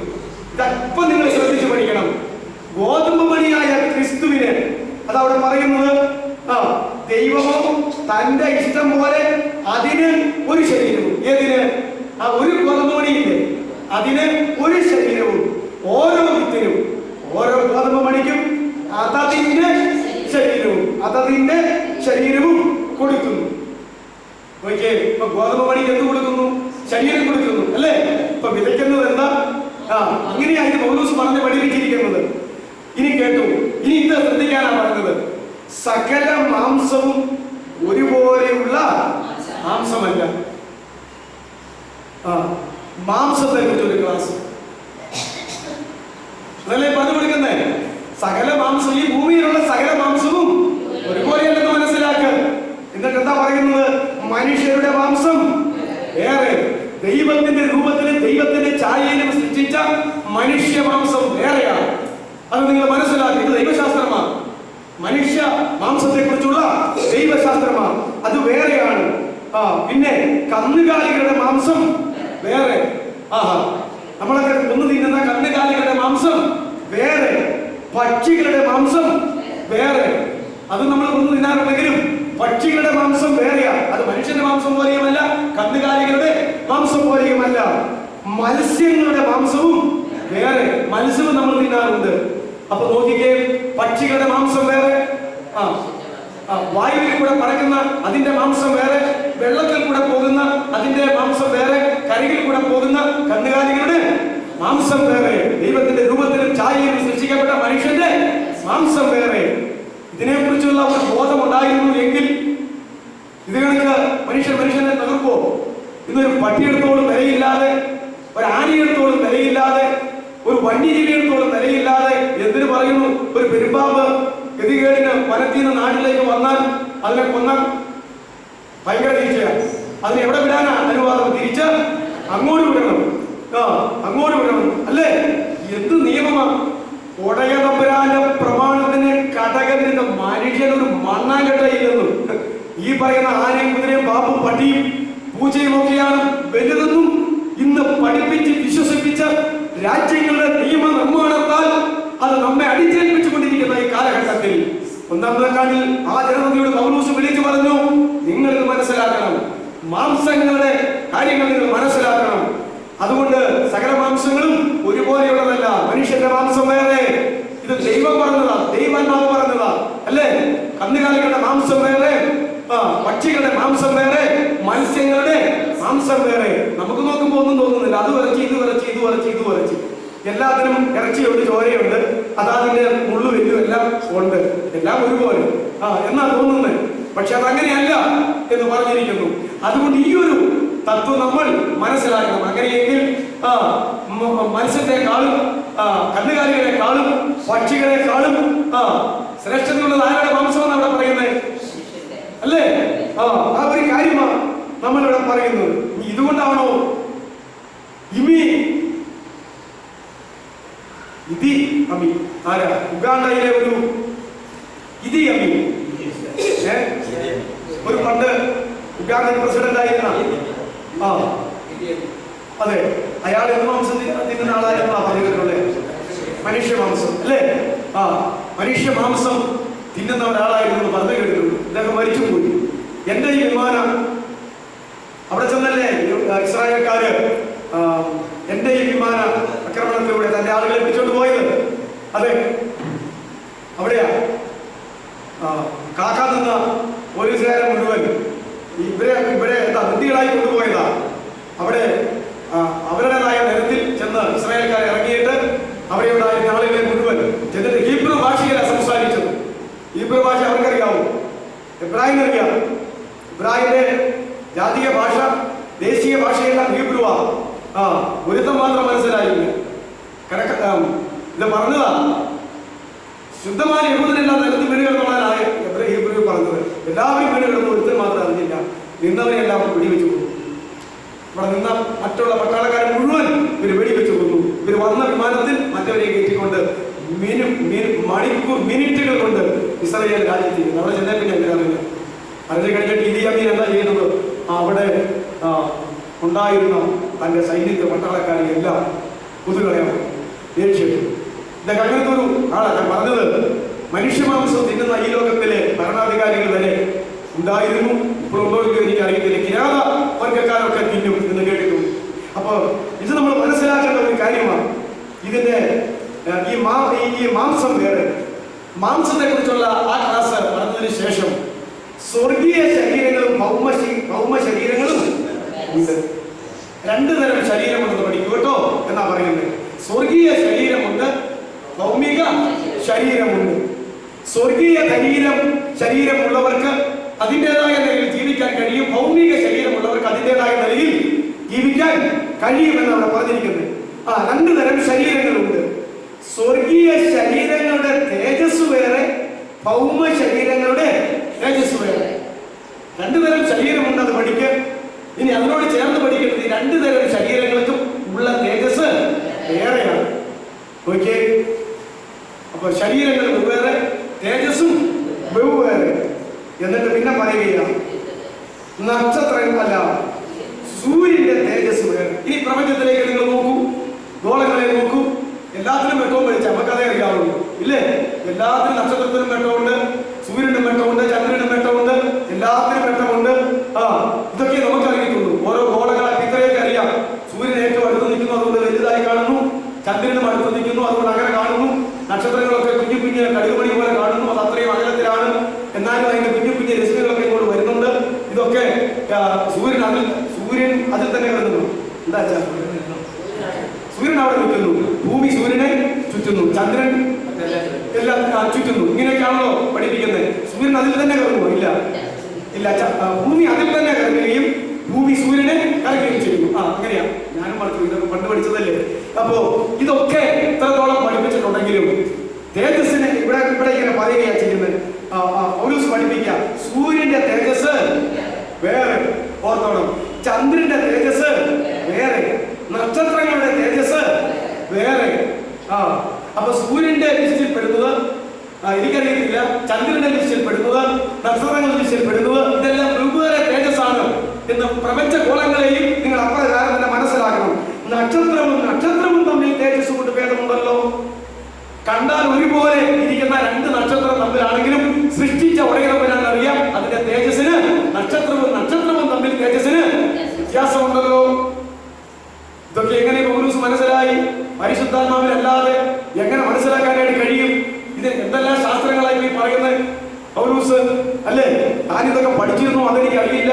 പഠിച്ചാലും തന്നെ പഠനത്തിന്റെ ഡിഗ്രി കൊണ്ടല്ല, ദൈവത്തിന്റെ പരിശുദ്ധാത്മാവിന്റെ പ്രത്യേകമായ വെളിപ്പാടിനാല ഈ മർമ്മങ്ങൾ മുഴുവൻ പൗലോസ് ഗ്രഹിച്ചിരുന്നത്. എന്നിട്ട് നക്ഷത്രവും തമ്മിൽ തേജസ് കൊണ്ട് ഭേദമുണ്ടല്ലോ. ഇത്ര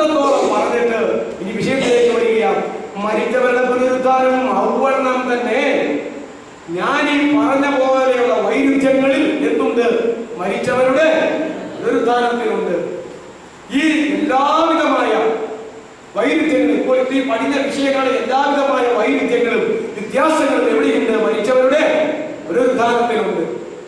അതവിടെ പറയുന്നത്. ദ്രവത്വത്തിൽ വിതയ്ക്കപ്പെടുന്നു, അദ്രവത്വത്തിൽ ഉയർത്തുന്നു. നമ്മൾ മരിച്ചു കഴിയുമ്പോൾ അത് ദ്രവിച്ചു തുടങ്ങി അല്ലേ? ദ്രവത്വത്തിലാണ് നമ്മൾ മണ്ണിൽ കൊണ്ടുവന്ന് വിതയ്ക്കുന്നത്. ഒരു സാധനം കുഴിച്ചു വയ്ക്കുന്ന പോലെ, നമ്മൾ അങ്ങനെ പറയാറില്ല, ശവം കൊണ്ട് കുഴിച്ചു വെച്ച് പോകുന്ന മണ്ണില് എന്ന് പറയുന്ന പോലെ ദ്രവത്വത്തിൽ ആ ശവം അടക്കം എന്തായി പറയുന്നത്? ദ്രവത്വത്തിൽ ഇവിടെ പറയുകയാണ്, ദ്രവത്വത്തിൽ വിതയ്ക്കപ്പെടുന്നു, അദ്രവത്വത്തിൽ ഉയർത്തുന്നു. ദ്രവത്വം അദ്രവത്വം അതവിടെ പറയുന്നത്. അപമാനത്തിൽ വിതയ്ക്കപ്പെടുന്നു, തേജസ്സിൽ ഉയർത്തുന്നു. അപമാനത്തിൽ വിതയ്ക്കപ്പെടുന്നു, തേജസ്സിൽ ഉയർത്തുന്നു. ബലഹീനതയിൽ വിതയ്ക്കപ്പെടുന്നു, ശക്തിയിൽ ഉയർത്തുന്നു. പ്രാകൃത ശരീരം വിതയ്ക്കപ്പെടുന്നു. ഇവിടെ ഇച്ചിരോടെ നിങ്ങൾ കടന്ന് ചിന്തിച്ച് ദൈവത്തിന്റെ പരിശുദ്ധാത്മ സഹായത്താൽ വിതയ്ക്കപ്പെടുന്ന ശരീരം ഏതാ? പ്രാകൃത ശരീരം വിതയ്ക്കപ്പെടുന്നു. തെസ്സലോനിക്ക ലേഖനത്തിൽ ക്രിസ്തുവിൽ മരിച്ചവർ ഉയർക്കുമെന്നും ക്രിസ്തുവിൽ ജീവിക്കുന്നവർ രൂപാന്തരപ്പെടുമെന്നും രണ്ടു കൂട്ടരുടെ ഒരുമിച്ച് പൊങ്ങുമെന്നും ഒക്കെയുള്ള കാര്യം നമ്മൾ പറഞ്ഞു. ഇങ്ങനെ ആശ്വസിപ്പിച്ചോണം എന്ന് പറഞ്ഞെങ്കിൽ ഇവിടെ വിതയ്ക്കപ്പെടുന്ന ശരീരം വന്നപ്പോൾ ജഡശരീരം വിതയ്ക്കപ്പെടുമെന്നോ എങ്ങനെയാണോ പറയുന്നത്? അല്ല, ജഡം പ്രാകൃത ശരീരം വിതയ്ക്കപ്പെടുന്നു, ആത്മീക ശരീരം ഉയർത്തുന്നു. ഏതായി പ്രാകൃത ശരീരം?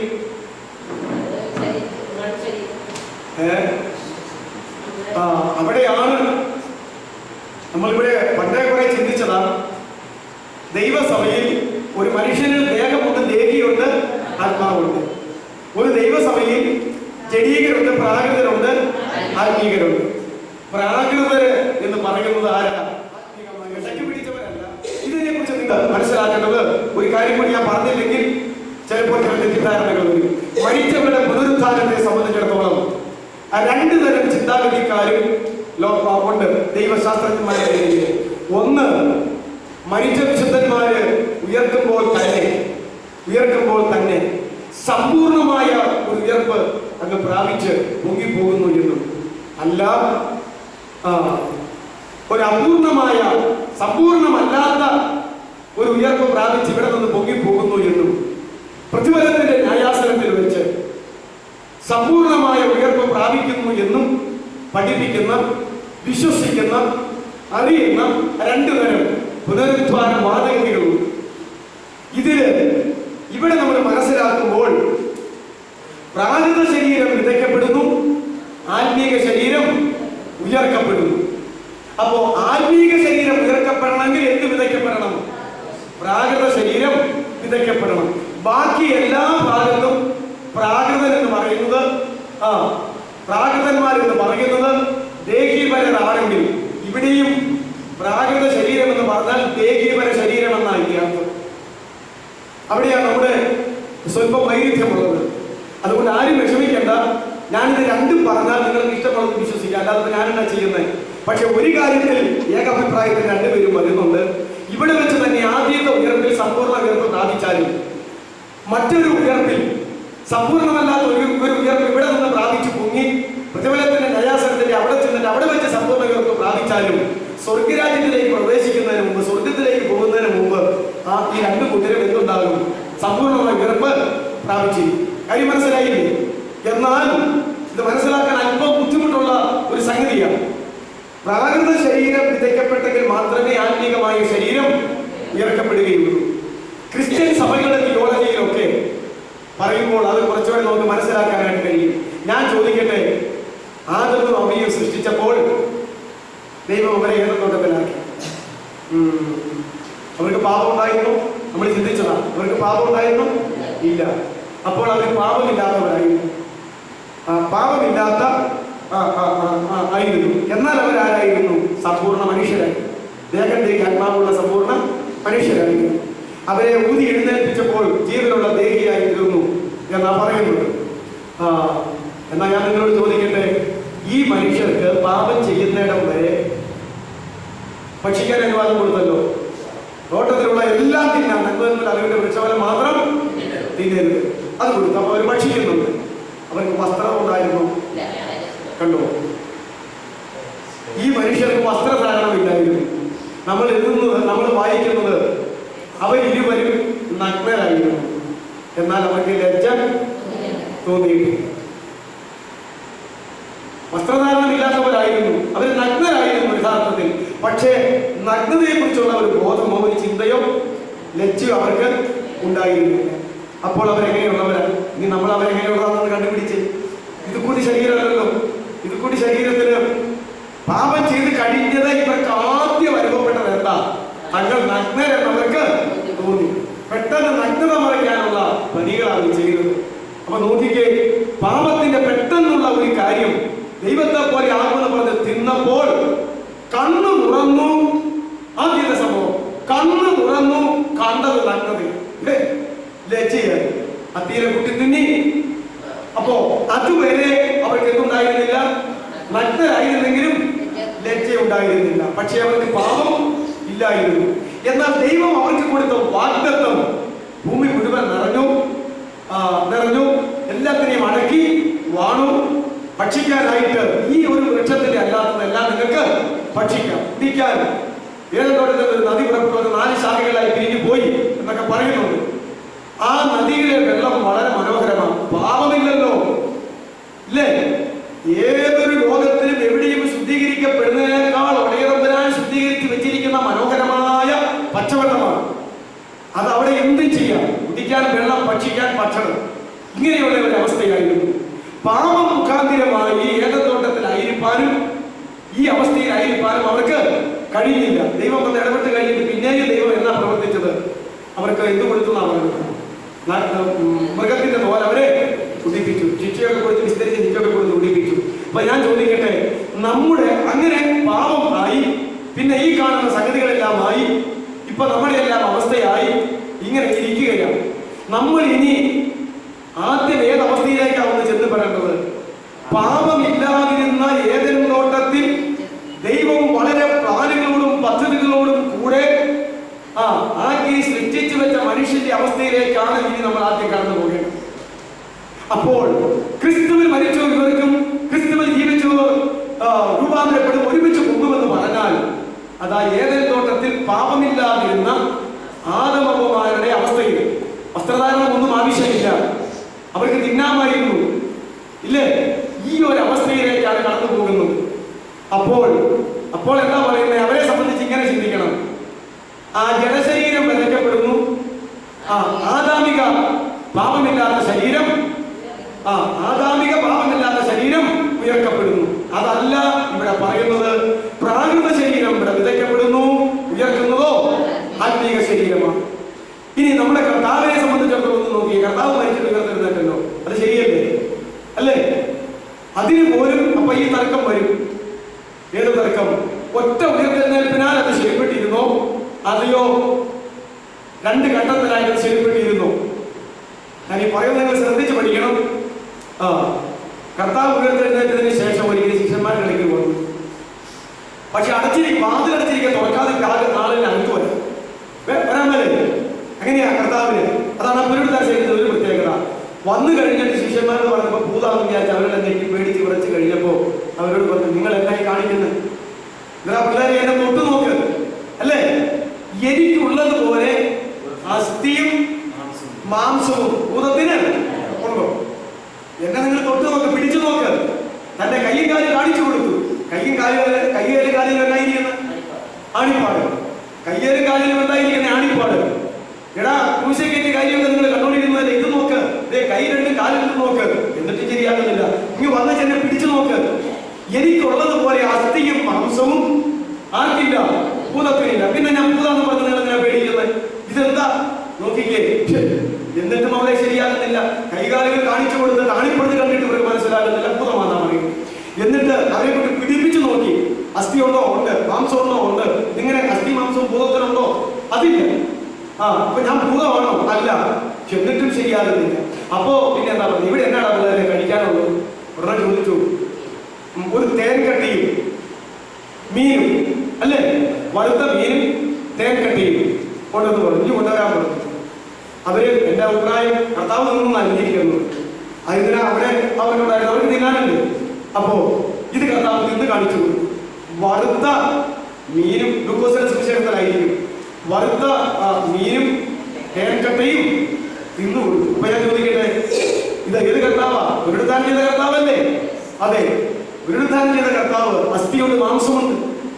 ഭക്ഷണം വേണമെങ്കിൽ കഴിക്കാം, പക്ഷെ വേണ്ടെങ്കിൽ കഴിക്കുകയും വേണ്ട. തന്റെ ശിഷ്യന്മാരെ അവരുടെ തെറ്റിദ്ധാരണകളും അന്ധവിശ്വാസങ്ങളും മാറ്റാനായിട്ട് എല്ലാ കർത്താവ് ചെയ്തു കൊടുത്തു. അപ്പൊ ഞാൻ ചോദിക്കട്ടെ, ഈ ശരീരത്തിലേക്ക് ഉയർത്താൻ മതിയല്ലോ. നമ്മുടെ കർത്താവ് ഉയർത്തപ്പോൾ തേജസ്സുണ്ട്. പ്രത്യേകിച്ച് വസ്ത്രധാരണം ആയിരുന്നപ്പോൾ ആവശ്യമില്ല. എന്നാൽ അസ്ഥിയും മാംസവും ഉണ്ട് താനും, തിന്നണമെങ്കിൽ തിന്നുകയും ചെയ്യാം. ഇത് തന്നെയല്ലേ ആ ഏതോട്ടത്തിൽ അല്ലേ? ഏതോട്ടത്തിൽ അതല്ലേ? അപ്പോ ഇതിങ്ങനെ ചെയ്തു കൊടുത്തു. പിന്നെ കർത്താവ് പിന്നെ ഒരു ചേഞ്ച് വന്നെങ്കിൽ ഇതിനു മുമ്പ് കർത്താവ് പറഞ്ഞിട്ടുണ്ട്, മാംസരക്തങ്ങൾക്ക് സ്വർഗരാജ്യം അവകാശമാക്കുവാൻ കഴിയുകയില്ല. ഒലിവുമലയുടെ നിറയിൽ നിന്ന് കർത്താവ് പോയത് നേരെ അവന്റെ വലതു ഭാഗത്തേക്ക്. അപ്പോൾ ഈ പറയുന്ന അസ്ഥി മാംസം ഇതുകൊണ്ട് പോവോ?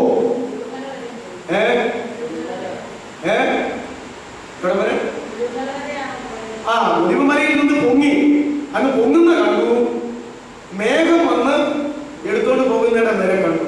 മേഘത്തിനായതിനു ശേഷം പിതൃസന്നിധിയിലേക്ക് ചെന്നപ്പോൾ എങ്ങനെ ആയിരിക്കണം അങ്ങനെ തന്നെ ആയിരുന്നു കൊണ്ടാണ്. കാരണം ഒരു മാംസരക്തത്തിനും സ്വർഗരാജ്യം അവകാശമാക്കുവാൻ കഴിയുകയില്ല. കന്യകമറിയത്തിൽ നിന്ന് എടുത്ത് ജഡാവതാരം ചെയ്തു വന്ന ഈ അസ്ഥി മാംസവും മജ്ജയും ഒക്കെ ഉള്ള കർത്താവിന്റെ മാംസരക്തത്തിനും ഏത് അവകാശമാൻ കഴിയില്ല, സ്വർഗരാജ്യം അവകാശമാക്കുവാൻ കഴിയുകയില്ല, നമുക്കും കഴിയുകയില്ല. ഇനി അത് ഒരുമിച്ചായിരുന്നു. ഇങ്ങനെയൊക്കെ ഉയർത്തുന്ന കർത്താവിനെ കുറിച്ച് ഇങ്ങനെ പറഞ്ഞിട്ടുണ്ട്. ഏതെങ്കിലും പാപമില്ലാത്ത ആദാമിന്റെ അവസ്ഥയോട് ബന്ധപ്പെട്ടതാണ് ഇവിടെ ഉയർത്തെഴുന്നേറ്റ് 40 നാളുകളോളം ഈ ഭൂമിയിൽ ശിഷ്യന്മാരെ ഉറപ്പിച്ചുകൊണ്ട് ഇരുന്ന യേശു അപ്രകാരമുള്ളതാ. ഇതൊക്കെ തിന്നു, അവരെ പിടിപ്പിച്ചു നോക്കി. അസ്ഥിയുണ്ട്, മാംസമുണ്ട്. ഞാൻ ചോദിക്കട്ടെ, ഈ മാംസരക്തമില്ലെങ്കിൽ ഈ അസ്ഥിയോ മജ്ജയോ ഇതുപോലെ ആവശ്യമുണ്ടോ? ആവശ്യമില്ല. അപ്പോ ഇവിടെ നാം ചിന്തിക്കുന്നത് ഇപ്രകാരമുള്ള ഒരു ചിന്ത നമുക്ക് വരണം. അങ്ങനെയാണെങ്കിൽ നമ്മുടെ കർത്താവും നാം ഓരോരുത്തരും ഏത് ശരീരത്തിലേക്ക് ഉയർത്തപ്പെടേണ്ടതാണ്? അവസാനമായിട്ട് ആത്മീകമായ ശരീരത്തിൽ. സ്വർഗീയമായ ശരീരമുണ്ട്, ഭൗമികമായ ശരീരമുണ്ട്. അതിന്റെ തേജസ് വേറെ, ഇതിന്റെ തേജസ് വേറെ.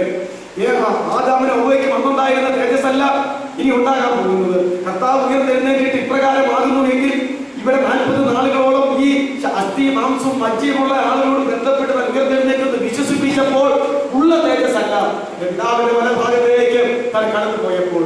ഇതെല്ലാം നമ്മൾ മനസ്സിലാക്കേണ്ട തത്വം. പ്രാകൃത ശരീരം വിതയ്ക്കപ്പെടുന്നു, ആത്മീക ശരീരം ഉയർത്തുന്നു. പ്രാകൃത ശരീരം ഉണ്ടെങ്കിൽ ആത്മീക ശരീരവും ഉണ്ട്. പ്രാകൃത ശരീരം ഉണ്ടെങ്കിൽ ആത്മീക ശരീരവും ഉണ്ട് എന്നവിടെ പറഞ്ഞിരിക്കുന്നത്. ഒന്നാം മനുഷ്യനായ ആദാം ജീവനുള്ള ദേഹിയായി തീർന്നു. അപ്പൊ പ്രാകൃത മനുഷ്യൻ ഏതാണെന്നൂടെ പറഞ്ഞു വരികയാ. ഒന്നാം മനുഷ്യനായ ആദാം ജീവനുള്ള ദേഹിയായി തീർന്നു. ആ ദേഹിയെ കുറിച്ച് പറയുന്നതാണ് പ്രാകൃത മനുഷ്യൻ. ദേഹി പരൻ എന്ന് പറയുന്നത് ജീവനുള്ള ദേഹിയായി തീർന്നു എന്ന് എഴുതിയിരിക്കുന്നുവല്ലോ. ഒടുക്കത്തെ ആദാം ജീവിപ്പിക്കുന്ന ആത്മാവായി, ആത്മാവായി ഇപ്പോൾ ആത്മീയമായ നിലയിൽ ആത്മീക ശരീരത്താൽ നമ്മുടെ കർത്താവ് അങ്ങോട്ട് കടന്നു പോയിരിക്കുന്നു. എന്നാൽ ആത്മീകമല്ല, പ്രാകൃതമത്രേ ഒന്നാമത്തത്. ആത്മീകമല്ല ഒന്നാമത്തത് പ്രാകൃതമാണ്. ആത്മീകം പിന്നത്തേതിൽ വരുന്നു. അങ്ങനെയല്ലേ? ആത്മീകം പിന്നത്തേതിൽ വരുന്നു. ഒന്നാം മനുഷ്യൻ ഭൂമിയിൽ നിന്നും മണ്ണ് കൊണ്ടുള്ളവൻ, രണ്ടാം മനുഷ്യൻ സ്വർഗത്തിൽ നിന്നുള്ളവൻ. മണ്ണുകൊണ്ടുള്ളവരെ പോലെ മണ്ണുകൊണ്ടുള്ളവരും. ഇവിടെയാണ് ഞാൻ ശ്രദ്ധിക്കേണ്ടത്. മണ്ണുകൊണ്ട് ഉള്ളവരെ പോലെ ഒന്നാം മനുഷ്യൻ ഭൂമിയിൽ നിന്ന് മണ്ണുകൊണ്ട് ഉള്ളവൻ. അപ്പോ മണ്ണുകൊണ്ടുള്ളവരെ പോലെ മണ്ണുകൊണ്ടുള്ളവരും. ആദാമിനെ പോലെ, ആദാമിന്റെ വർഗത്തിൽപ്പെട്ട നമ്മളെല്ലാവരും എന്നർത്ഥം ഉള്ളവരും. സ്വർഗീയനെ പോലെ സ്വർഗീയനായ യേശുവിനെ പോലെ ആത്മീക ശരീരം പ്രാകൃതം വിധിക്കപ്പെട്ടിട്ട് ആത്മീകരും എന്നാണ് ഇവിടെ പറയുന്നത്. ഇതാണ് നമ്മൾ ഏറ്റവും ഇതായിട്ട് കാണുന്നത്. അപ്പോ നാം മണ്ണുകൊണ്ടുള്ളവരെ പ്രതിമ ധരിച്ചതുപോലെ തന്നെ സ്വർഗീയന്റെ പ്രതിമയും ധരിക്കും. മണ്ണുകൊണ്ടുള്ളവരെ ധരിച്ചു എങ്കിൽ സ്വർഗീയന്റെ പ്രതിമയെ ധരിക്കും. ഈ സ്വർഗീയന്റെ പ്രതിമയെ കുറിച്ചാണ് പിന്നീട് പറയുന്നത് ദൈവമക്കൾ വിളിക്കപ്പെടുവാൻ പിതാവ് നമുക്ക് എത്ര വലിയ സ്നേഹം നൽകിയിരിക്കുന്നു, നാം അങ്ങനെ ആകുന്നു. അവനിൽ പ്രത്യാശയുള്ളവരൊക്കെയും അല്ല. അവിടെ വേറൊരു വാക്യം പറയുന്നുണ്ട്, 1 യോഹന്നാൻ 3:1 വായിച്ചേ, 1 മുതൽ 1 വായിച്ചേ.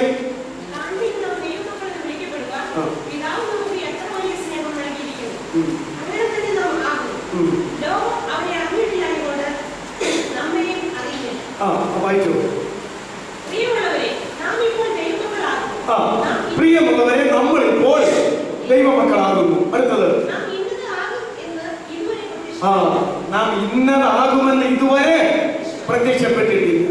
അത് യോഹന്നാനാ പറയുന്നത്, അല്ലേ? പറയുന്നത്. പക്ഷെ ഈ വെളിപ്പാട് ഇവിടെ ആർക്കാ കിട്ടിയിരിക്കുന്നത്? ഇവിടെ പൗലോസിന് അത് കിട്ടിയിരിക്കുന്നു. നാം ഇന്നതാകുമെന്ന് ഇതുവരെ അത് വെളിപ്പെട്ടിട്ടില്ല. വീണ്ടും പറയുകയാണ്, യേശു ഇനി പ്രത്യക്ഷനാകുമ്പോൾ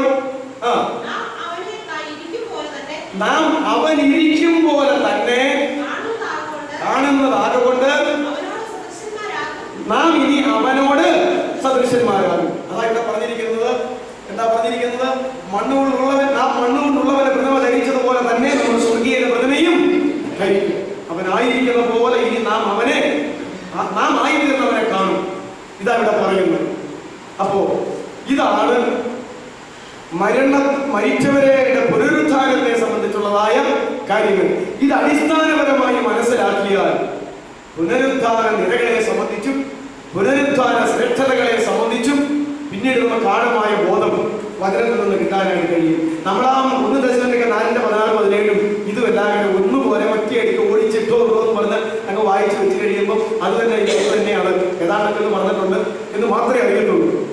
അത് പൗലോസ് അപ്പോസ്തലൻ മറ്റേത് തെസ്സലോനിക്ക ലേഖനത്തിൽ കൊടുത്തു. ആ സഭയ്ക്ക് അത്രയും മതിയായിരുന്നു. അവിടെ അവർക്ക് അറിയാതിരിക്കാനും പ്രത്യാശയുള്ളവരായിട്ടിരിക്കാനും ധൈര്യത്തോടെ ഇരിക്കാനും തക്കവണ്ണം ഒരവസ്ഥ പറഞ്ഞത് മാത്രമേ ഉള്ളൂ. ഈ മറ്റേ കോരിന്ത്യ സഭയിലാണ് ഈ തർക്കങ്ങളും വാഗ്വാദങ്ങളും വിഷയങ്ങളും ഈ മരിച്ചവരുടെ പുനരുദ്ധാനത്തെ സംബന്ധിച്ച് വന്നത്. അതുകൊണ്ട് ഈ വിഷയം കൃത്യമായി സമ്പൂർണമായ വെളിപ്പാടോടെ അവിടെ പറഞ്ഞു പഠിപ്പിക്കേണ്ടതായിട്ട് വന്നു. അതുകൊണ്ട് ഇപ്രകാരമുള്ള നിരകൾ, ശ്രേഷ്ഠതകൾ, തേജസ്സുകൾ എല്ലാം ഉണ്ട് എന്ന് നമ്മൾ മനസ്സിലാക്കേണ്ടതാണ്. പ്രാകൃത ശരീരം വിതയ്ക്കപ്പെടുന്നു, ആത്മീയ ശരീരം ഉയർത്തപ്പെടുന്നു. ഇങ്ങനെ ആത്മീക ശരീരം ഇപ്രകാരമാണ് ഉയർത്തെഴുന്നേൽക്കുന്നത് എന്ന് നമ്മൾ മനസ്സിലാക്കേണ്ടതാണ്. ഇനി സമയം ഇല്ല, നമ്മൾ പറഞ്ഞു പോയാലും തീരത്തില്ല. ഇനി ഈ വിഷയം ദൈവകൃപ ചെയ്താൽ ഒരു ക്ലാസ്സിലൂടെ നമുക്ക് അവസാനിപ്പിക്കാനായിട്ട് കഴിയും. ഇപ്പൊ തന്നെ ഇനി 1 കൊരിന്ത്യയുടെ 49 വരെ വായിച്ചത് 50 മുതൽ അതിന്റെ 57 വരെ ഉള്ളതായ ആ ഖണ്ഡികയിലെ അത്രയും കാര്യങ്ങൾ കൂടെ ഇതിന്റെ ബാക്കിയായിട്ട് പറഞ്ഞിട്ടാണ്. ഇനി തെസ്സലോനിക്ക ലേഖനത്തില് ഇറക്കുന്നതും കാണാതിരിക്കുന്നതും ഒക്കെ ആയിട്ടുള്ള ആ കാര്യങ്ങളിലേക്ക് വീണ്ടും കടന്നു വരികയാണ്. അതിനിടയ്ക്കുള്ള ഈ കാര്യങ്ങൾ ഇവിടെ ഇപ്രകാരം പ്രസ്താവിച്ചിട്ട് വീണ്ടും ആ കാര്യങ്ങൾ പറയുക. സഹോദരന്മാരെ, മാംസരക്തങ്ങൾക്ക് ദൈവരാജ്യത്തെ അവകാശമാക്കുവാൻ കഴിയുകയില്ല. പക്ഷെ മണ്ണിൽ നിന്ന് പോകാനും മധ്യാകാശം വരെ പോകാനും, ഈ മധ്യാകാശം എന്ന് പറഞ്ഞാൽ ഇത്രയും ഓർത്തേച്ചാൽ മതി. എന്താ ഈ ഭൂമിക്ക് ഒരു ആകർഷണ പരിധിയൊക്കെ ഉണ്ടല്ലോ. ഈ ഒരു ആകർഷണ പരിധിയുണ്ട്. അങ്ങോട്ട് പോയാൽ ഇങ്ങോട്ട് പോരുന്ന. എന്നാൽ ആകർഷണ പരിധിക്ക് അപ്പുറത്തേക്ക് പോയാലോ ശൂന്യ എന്താ പറയുന്നത്? അവിടെ പിന്നെ അവിടെ നിൽക്കുള്ളൂ, അല്ലേ? അവിടെ ചെന്നിറങ്ങിയാൽ നമ്മൾ അവിടെ നിൽക്കത്തേ ഉള്ളൂ. ഓക്സിജൻ ഇവിടുന്ന് കൊണ്ടുപോയാൽ ശ്വസിക്കാം, ഇല്ലെങ്കിൽ അവിടെ വായുമണ്ഡലമില്ലല്ലോ, നമ്മൾ മരിച്ചു പോകും. മരിച്ചാൽ ശവന്തേ ഉള്ളൂ, അവിടെ തന്നെ കിടക്കുകയുള്ളൂ. അപ്പോ എന്ന് പറയുന്ന പോലെ അതിപ്പോ തന്നെ നമുക്കറിയാം. ഈ ആകർഷണ പരിധി ഉള്ളത് കൊണ്ടാണ് ഈ ആകർഷണ പരിധിയെ ഭേദിച്ചല്ലേ എന്തോ ഈ പരീക്ഷണ നിരീക്ഷണമൊക്കെ അവർ അല്ലേ കടന്നു പോകുന്നത്. അപ്പൊ ഒരു മനുഷ്യനെ ദൈവം വിടുന്ന അങ്ങോട്ട് ഒക്കെ ഈ ആകർഷണ പരിധിക്ക് അപ്പുറേക്ക് വിട്ട് കഴിഞ്ഞാൽ അവിടെ നിൽക്കും. പിന്നെ ആരും കൂടെ പോരത്തില്ല. പിന്നെ എവിടെയാണോ പ്രതിഫലത്തിന്റെ ന്യായാസനം ഇവരെ കൂട്ടിമുട്ടാൻ കർത്താവ് ഒരുക്കുന്നത്, അവിടെ കർത്താവ് ഇരിപ്പുണ്ട്. അവിടെ വരെ പരിശുദ്ധ ഇവരെ കൊണ്ടുവന്ന് ഏൽപ്പിക്കുകയും ചെയ്യും. പിന്നെ അവിടെ വെച്ചാണ് ഈ പ്രതിഫലത്തിന്റെ ന്യായാസനം എന്ന് നമ്മൾ മനസ്സിലാക്കേണ്ടതാണ്. ഈ രൂപാന്തരം പ്രാപിച്ച ആളുകൾക്ക് അപ്രകാരമൊക്കെ സാധിക്കുക തന്നെ ചെയ്യും. ആ പ്രതിഫലത്തിന്റെ ന്യായാസനത്തിൽ വെച്ച് ആണ് ഫൈനലായിട്ടുള്ള കാര്യങ്ങളെല്ലാം തീരുമാനിക്കപ്പെടുന്നു. അവിടെ വെച്ചാണ് വകുപ്പുകളെല്ലാം തിരിഞ്ഞ് എങ്ങോട്ടെല്ലാം പോകണമോ അങ്ങോട്ടെല്ലാം പോകുന്നത്. അത് നമ്മളിങ്ങനെ മനസ്സിലാക്കേണ്ട ഒരു കാര്യമാണ്. ഈ വേദഭാഗത്തോടെ വായിച്ചാൽ പിന്നെ ഇതിനെ സംബന്ധിച്ചും കർത്താവ് യോഹന്നാന്റെ സുവിശേഷം 5-ാം അധ്യായത്തിൽ 22 മുതൽ 32 വരെയുള്ള ഭാഗത്ത് അത് ഒരു ദിവസം പെട്ടെന്ന് വായിച്ച് ചിന്തിക്കാവുന്നേ.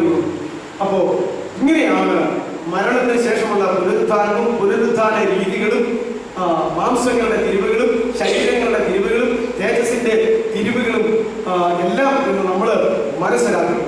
എന്നാൽ അതുകൊണ്ട് ഇപ്പൊ നമ്മൾ എന്ത് ചെയ്യണം? കർത്താവായ യേശുവിൽ കൂടെ നിത്യമരണം ഒഴിവാക്കി മാനസാന്തരപ്പെട്ട് രക്ഷിക്കപ്പെട്ട് ദൈവ പൈതലായി ജീവിച്ച് മരിച്ചാലും ജീവിച്ചാലും കർത്താവിനോട് കൂടെ ആയിരിക്കുന്നു. എടുക്കപ്പെട്ട പ്രതിഫലങ്ങളെല്ലാം പ്രാപിച്ച് ഏറ്റവും സ്വർഗത്തിൽ ഉന്നതമായ ആ ശ്രേഷ്ഠമായ പദവി ദൈവം നമുക്ക് വേണ്ടി ഒരുക്കിയിരിക്കുന്നതിനെ പ്രാപിക്കുവാൻ നമ്മെ ഓരോരുത്തരെയും കുറിച്ച് ദൈവം ആഗ്രഹിക്കുന്നു. ഒരു മനുഷ്യനും അപ്രകാരം സമ്പൂർണ്ണതയിലാകണ്ട എന്ന് വിചാരിക്കുന്നവനെന്നത് സകല മനുഷ്യരും രക്ഷപ്രാപിക്കാൻ ആഗ്രഹിക്കുന്ന പോലെ, സകല മനുഷ്യരും മാനസാന്തരപ്പെടുവാൻ ദൈവം കൽപ്പിക്കുന്ന പോലെ, സകല മനുഷ്യരും സകലവിധമായ സ്വർഗീയ അനുഭവങ്ങളും പ്രാപിച്ച് തികഞ്ഞവരാകുവാൻ ദൈവം നമ്മെ കുറിച്ച് ആഗ്രഹിക്കുന്നു. പക്ഷേ രക്ഷ മാത്രം കൃപയില്ല. ബാക്കിയുള്ള കാര്യം നാം കൂടി പങ്കുചേർന്നെങ്കിൽ മാത്രമേ നടക്കൂ. ഇതിലേത് വേണം എന്ന് തീരുമാനിക്കുവാൻ ഉള്ള ആ ഒരു സ്വാതന്ത്ര്യം നമ്മുടെ ഭാഗത്തേക്ക് ദൈവം വിട്ടു തന്നിരിക്കുന്നു. എങ്ങനെ ആഗ്രഹിക്കുന്നുവോ അങ്ങനെയാണ്. എങ്ങനെ ഇതിനു വേണ്ടി നമ്മൾ പരിശ്രമിക്കുന്നുവോ അങ്ങനെയാണ്, ആഗ്രഹിക്കുന്നുവോ അങ്ങനെയാണ്. ഇങ്ങനെ പറഞ്ഞു വരുമ്പോഴാണ് 7 സുവിശേഷത്തിൽ 7 ഭാഗത്തായിട്ട് അടുത്ത ദിവസം ചിന്തിക്കാം. 7 ഭാഗത്തായിട്ട് നിങ്ങൾ നമ്മുടെ ജീവനെ ഇവിടെ വെച്ച് കളയണമെന്നും ഇവിടെ വെച്ച് നഷ്ടപ്പെടുത്തണമെന്നും എങ്കിൽ മാത്രമേ അവിടെ ആ ജീവനെ നേടുവാൻ കഴിയുകയുള്ളൂ എന്നത് 7 പ്രാവശ്യം കർത്താവ് പറഞ്ഞിട്ടുണ്ട്. അത് ഈ ശാരീരിക മരണത്തെ കുറിച്ചാണ്. ശാരീരിക മരണം എല്ലാവരും ഒരിക്കലും ദൈവം നിശ്ചയിച്ച സമയത്ത് അനുഭവിക്കും. നിങ്ങൾ നിങ്ങളുടെ ജീവനെ ഇവിടെ വെച്ച് കളഞ്ഞാൽ നിങ്ങൾ നിങ്ങളുടെ ജീവനെ അവിടെ വെച്ച് നേടും. നിങ്ങൾ നിങ്ങളുടെ ജീവനെ ഇവിടെ നഷ്ടപ്പെടുത്തിയാൽ അവിടെ തിരികെ എടുക്കാൻ പറ്റും. നിങ്ങളുടെ ജീവനെ ഇവിടെ വെച്ച് നിങ്ങൾ നേടിയാൽ അവിടെ വെച്ച് നിങ്ങൾ അതിനെ കളയും. ഇതെന്ത് പറയുന്നറിയാമോ? ഇതാണ് ദേഹി മരിക്കണം എന്ന് പറയുന്ന ദേഹിക ജീവൻ മരിക്കണം. ദേഹിക ജീവനെ മരിപ്പിച്ച് പ്രാകൃത മനുഷ്യനെ മരിപ്പിച്ച് വിതപ്പിച്ച് അത് ചത്ത് ഫലം കായ്ക്കുന്ന അളവിന്റെ കാര്യം പറയുന്നു. 7 പ്രാവശ്യം കർത്താവ് പറഞ്ഞിട്ടുണ്ട്. പക്ഷെ അതിനെക്കുറിച്ച് നിർഭാഗ്യകരോട് പറയട്ടെ, ദൈവമക്കൾക്കോ ദൈവസഭകൾക്കോ ദൈവദാസന്മാർക്കോ വളരെ തുച്ഛമായ ഒരറിവും എന്തെങ്കിലും അറിഞ്ഞാൽ പോലും അംഗീകരിക്കാത്ത ഒരവസ്ഥയും ആയിട്ട് കിടക്കുകയില്ല. 7 പ്രാവശ്യം കർത്താവ് പറഞ്ഞിട്ടുണ്ട്. ഒറ്റ പ്രാവശ്യം കന്യകാ ജനനത്തെ കുറിച്ച് ഒരൊറ്റ വാക്കുകൊണ്ട് പഴയ നിയമത്തിൽ പറഞ്ഞപ്പോൾ ഒരു ദൈവ പൈതലിന്റെ ദേഹിക ജീവനെ ഇവിടെ വെച്ച് നഷ്ടപ്പെടുത്തി കർത്താവിനെ സ്വീകരിക്കണമെന്ന് പറഞ്ഞപ്പോൾ എന്താ പറഞ്ഞത്? അപ്പനെ പകച്ച്, അമ്മയെ പകച്ച്, ഭാര്യയെ പകച്ച്, മക്കളെ പകച്ച്, തനിക്കുള്ളവരെ പകച്ച്, തനിക്കുള്ളതിനെ പകച്ച്, അല്ലെ തന്റെ ജീവനെ കൂടെ പകച്ച് എന്റെ പുറകെ വരുന്നവൻ മാത്രമേ എന്റെ ശിഷ്യനായിരിക്കാൻ കഴിയുകയുള്ളൂ. അതാ പൗലോസ് പറഞ്ഞത്. എല്ലാം ഞാൻ ഉപേക്ഷിച്ചു, പക്ഷെ എനിക്ക് എന്റെ പ്രാണൻ പോലും എനിക്ക് വിലയേറിയത് അല്ല. ഇതാണ് ഈ ദേഹിക ജീവൻ. എന്റെ പ്രാണൻ എനിക്ക് വിലയേറിയതല്ല. ഈ പ്രാണൻ എന്റെ യേശുവിന് വേണ്ടി ചെലവിടുവാൻ ഞാൻ എപ്പോഴും ഒരുക്കമാണ്. അതിനവസരം എപ്പോൾ ഒരുക്കുന്നോ അപ്പൊ ഞാൻ സന്തോഷത്തോടെ സ്വീകരിക്കുമെന്ന് പറഞ്ഞുകൊണ്ട് ഈ പ്രാണനെ, ഈ ദേഹിക ജീവനെ ഇവിടെ വെച്ച് നഷ്ടപ്പെടുത്തിയാൽ അവിടെ വെച്ച് നേടേണ്ടത് പോലെ നേടാമെന്നാണ്. എന്നാൽ ഇവിടെ വെച്ച് ഈ ദേഹിക ജീവനെ നിലനിർത്തിക്കൊണ്ട് ഇരുന്നാൽ അവിടെ വെച്ച് ഇതിനെ നഷ്ടപ്പെടുത്തേണ്ടതായിട്ടുണ്ട്. അതുകൊണ്ട് ആത്മീക ശരീരം കിട്ടണമെങ്കിൽ പ്രാകൃത മനുഷ്യനെ വിതയ്ക്കപ്പെട്ട് മരിപ്പിച്ച് ചത്ത് മറ്റേ ജീവിക്കട്ടെ വേണം. അതുകൊണ്ട് ആ ദേഹിക ജീവനെ കുറിച്ചുള്ളതായിരിക്കുന്ന ആ ഒരു കാര്യം എനിക്ക് തന്നെ അറിയത്തില്ല. നിങ്ങൾ ഇവിടെ വെച്ച് ജീവനെ കളയണം, അപ്പൊ അവിടെ വെച്ച് നേടും. അപ്പൊ അത് രക്തസാക്ഷിയാവണം. രക്തസാക്ഷികൾ മാത്രമേ ഉയർക്കുള്ളൂ, അല്ല ക്രിസ്തുവിൽ മരിച്ചവരെല്ലാം ഉയർക്കുന്നുള്ളൂ. അപ്പൊ ഇതെന്താണെന്നുള്ളതിനെ കുറിച്ച് എനിക്ക് അറിഞ്ഞുകൂടായിരുന്നു. അതായത് ദേഹിക ജീവനെ യേശുവിന് വേണ്ടി ത്യജിച്ച് അവന്റെ ശിഷ്യത്വത്തിന്റെ വ്യവസ്ഥകൾ പാലിച്ച് അവനല്ലാതെ ഈ ലോകത്തിൽ മറ്റാരും ഇല്ല എന്ന് പ്രഖ്യാപിച്ചുകൊണ്ട് അവരെ തന്നെ ഏൽപ്പിച്ചു കൊടുത്ത ആളുകളുടെ കാര്യമായി പറയുന്നത്. പ്രാകൃത ശരീരം വിതയ്ക്കപ്പെടുന്നു, ആത്മീക ശരീരം ഉയർത്തപ്പെടുന്നു. അങ്ങനെ എത്രയെണ്ണമായി വന്നിട്ടുണ്ടെന്ന് അറിയുന്നത് പ്രതിഫലത്തിന്റെ ന്യായാസനത്തെ അല്ലേ? അവിടെ വെച്ച അതാ പറഞ്ഞത്, ഈ അത് ആത്മീക ശരീരം പ്രാപിക്കുന്ന ഒരു ഉയർപ്പ് അവിടെ വെച്ചുണ്ട് എന്ന് പറഞ്ഞു. നമുക്കിവിടെ അവസാനിപ്പിക്കാം. അതുകൊണ്ട് കർത്താവ് നമ്മെ കുറിച്ച് ആഗ്രഹിക്കുന്നത് മുഴുവൻ സമ്പൂർണമായി നേടുവാൻ കർത്താവ് ഇതുവരെ വന്നിട്ടില്ല. വരവ് മാറ്റി നീട്ടിവെച്ചു എന്ന് വെച്ചാൽ 2000 കൊല്ലം എനിക്ക് ഉണ്ടെന്നാണ് ഞാൻ പറഞ്ഞത്. ഇതുവരെ വന്നില്ല, നീട്ടിവെച്ചു. അടുത്ത നിമിഷം വരാം. നമുക്ക് മരണം, നമ്മുടെയൊക്കെ മരണം, അതുകൊണ്ടാണ് നമ്മൾ ജീവിതം വരെ ഇരിക്കുന്നത്. കർത്താവ് നീട്ടിവെച്ചു. ഇതിന്റെ എല്ലാം ഉദ്ദേശം കർത്താവിന്റെ ആഗ്രഹം പോലെ നമ്മൾ പുനരുദ്ധാനം പ്രാപിച്ച് അവനോടൊപ്പം ആകണം. ആദ്യം വരെ ക്രിസ്തു, പിന്നെ ക്രിസ്തുവിന് ഉള്ളത് എന്ന് പറയുന്ന പോലെ, ഒന്നാം തരം ക്രിസ്തു, രണ്ടാം തരം ക്രിസ്തുവിനുള്ളവർ എന്ന് പറയുന്ന പോലെയുള്ള ശ്രേഷ്ഠമായ പുനരുദ്ധാനം പ്രാപിക്കുവാൻ വേണ്ടിയല്ല. അതുകൊണ്ട് അതിനായിട്ട് ദൈവം നമ്മെ സഹായിക്കട്ടെ. അതുകൊണ്ട് ക്രിസ്തീയ ജീവിതം എന്ന് പറയുന്നത് വളരെ വിലപിടിപ്പുള്ള ഒരു കാര്യമാണ്. അംഗീകരിച്ച് യാഥാർത്ഥ്യങ്ങൾക്ക് വേണ്ടി ജീവിതത്തെ സമർപ്പിച്ച് ദൈവത്തിൽ നിന്ന് ദൈവശക്തിയും ദൈവകൃപയും പ്രാപിച്ച് മുമ്പോട്ട് പോകേണ്ടതാണ്. മനുഷ്യന് അസാധ്യം, ദൈവത്തിന് സകലതും സാധ്യമെന്ന് പറഞ്ഞിട്ടുണ്ട്. അതുകൊണ്ട് ദൈവത്താൽ സാധിക്കുന്ന ഒരൊറ്റ കാര്യം മാത്രമേ ഉള്ളൂ. നമുക്ക് തലകളെ വണക്കാം, കണ്ണുകളെ അടയ്ക്കാം. ആകയാൽ പുനരുദ്ധാനവും പുനരുദ്ധാന നിരകളും അതിന്റെ ശ്രേഷ്ഠതകളും എങ്ങനെയാകുന്നു എന്നുള്ള അപ്പോസ്തലനായ പൗലോസിന് പ്രത്യേകിച്ച് കിട്ടിയ വെളിപ്പാട്. ഒരിക്കൽ അപ്പോസ്തലൻ പറഞ്ഞു, 14 കൊല്ലം മുമ്പ് ക്രിസ്തുവിൽ ഒരു മനുഷ്യനെ എനിക്കറിയാം. അവൻ സ്വർഗത്തോളം, ദൈവത്തിന്റെ പ്രതീസായോളം 3-ാം സ്വർഗത്തോളം എടുക്കപ്പെട്ടു. പക്ഷെ ഒന്ന് എനിക്കറിയാമെന്നല്ല, നമ്മൾ പറഞ്ഞതിനോട് ബന്ധപ്പെട്ട് വരുന്നു. ശരീരം കൊണ്ടാണോ, ശരീരം കൂടാതെയാണോ എന്ന് എനിക്കറിയത്തില്ല. ആ അറിവ് തീർത്ത് പറയാൻ പൗലോസിനെ അനുവദിച്ചില്ല. അതുകൊണ്ട് അപ്പോ പൗലോസ് എങ്ങനെ പോയി? ശരീരം കൊണ്ടാണോ, ശരീരം കൂടാതെയാണോ എനിക്കറിയത്തില്ല. അത് നമ്മൾ മനസ്സിലാക്കേണ്ടതാണ്. 3-ാം സ്വർഗം വരെ അവിടെ പോയി എന്നാണ് പറയുന്നത്. എന്നിട്ട് മടങ്ങി പോകും. അതുകൊണ്ട് അവിടെ ചെന്ന് കണ്ടപ്പോഴല്ലേ അതിന്റെ ഗൗരവം മനസ്സിലായി. എനിക്ക് ഇവിടെ ഒന്നും പറയാൻ പറ്റത്തില്ല. ഞാൻ അവിടെ ചെന്ന് കണ്ടനുഭവിച്ചതാണ്. അവിടെ ചെന്ന് കണ്ടനുഭവിച്ച വിശുദ്ധന്മാരുടെ സുഖസന്തോഷ ജീവിതങ്ങൾ, ആ സ്വർഗത്തിലെ ആനന്ദങ്ങളെല്ലാം കണ്ടപ്പോൾ അവിടുന്ന് പോരാതിരിക്കണമെന്ന് പൗലോസിന് തോന്നിയതാണ്. എന്നുവെച്ചാൽ ഭൂമിയിൽ പിന്നെയും ജീവൻ കൊടുത്ത് കർത്താവിന് വേണ്ടി ഇവിടെ വരാൻ പറഞ്ഞപ്പോൾ വിട്ടുപിരിഞ്ഞ ക്രിസ്തുവിനോട് ഇരിപ്പാൻ എനിക്ക് ആഗ്രഹമുണ്ടത്. അത് അത്യുത്തമമല്ലോ. ജീവിക്കുന്നത് ക്രിസ്തുവും മരിക്കുന്നത് ലാഭവുമാണ്. എന്റെ പ്രാണനെപ്പോൾ ഞാൻ വിലയേറിയതായി എണ്ണുന്നില്ല എന്നൊക്കെ പറഞ്ഞ് ദൈവത്തോടെ പോകാനിടയായി. അതുകൊണ്ട് ദൈവത്തിന്റെ വചനങ്ങളെല്ലാം സത്യമാണ്, വിശുദ്ധന്മാരുടെ അനുഭവങ്ങളെല്ലാം വചനത്തിൽ പറഞ്ഞിരിക്കുന്നതെല്ലാം സത്യമാണ്. അതുകൊണ്ട് നമുക്ക് അപ്രകാരമുള്ള അനുഭവം പ്രാപിപ്പാൻ ഒരു പുതിയ സമർപ്പണം നമുക്കെല്ലാവർക്കും ചെയ്തു കൊടുക്കാം. ഈ സമർപ്പണം ഇതുവരെ നമ്മൾ ചെയ്തിട്ടുള്ളതല്ല. ദേഹിക ജീവനെ നഷ്ടപ്പെടുത്തി പ്രാകൃത ശരീരം വിതയ്ക്കപ്പെട്ട് ആത്മീക ശരീരം ഉയർത്തുന്ന ശ്രേഷ്ഠമായ പുനരുദ്ധാനം മുഖാന്തരം യേശുവിനോട് താതാത്മ്യപ്പെടുന്നതായ ആ ഒരു കാര്യത്തെക്കുറിച്ചുള്ള ബോധമൊക്കെ നമുക്ക് കുറവാണ്. അതുകൊണ്ട് അപ്രകാരം ഒരു പ്രത്യേകമായ വിഷയത്തിന് വേണ്ടി നമുക്ക് നമ്മെ തന്നെ ഏൽപ്പിച്ചു കൊടുക്കാം എന്നാണ് പറഞ്ഞത്. എനിക്കും അത് ആവശ്യം, നിങ്ങൾക്ക് ആവശ്യം. തലകളെ വണക്കാം, കണ്ണുകളെ അടയ്ക്കാം. പ്രിയ അച്ഛൻ എനിക്കും നിങ്ങൾക്കും വേണ്ടി പ്രാർത്ഥിക്കും. ദൈവത്തിന്റെ കൃപകളെ നമ്മുടെ മേൽ ചൊരിയും. തന്റെ ഭക്തന്മാരുടെ ആഗ്രഹങ്ങളെ, ഇതുപോലുള്ള ദൈവികാഗ്രഹങ്ങളുടെ കാര്യം സാധിപ്പിക്കുന്ന ദൈവം ജീവിക്കും. അതുകൊണ്ട് ദൈവം നമ്മുടെ ആഗ്രഹങ്ങളെ മാനിക്കും. ദൈവം നമ്മെ ധാരാളമായി അനുഗ്രഹിക്കും, പ്രത്യാശ വർദ്ധിപ്പിക്കും, വിശ്വാസം ഉറപ്പിക്കും. തുടർന്ന്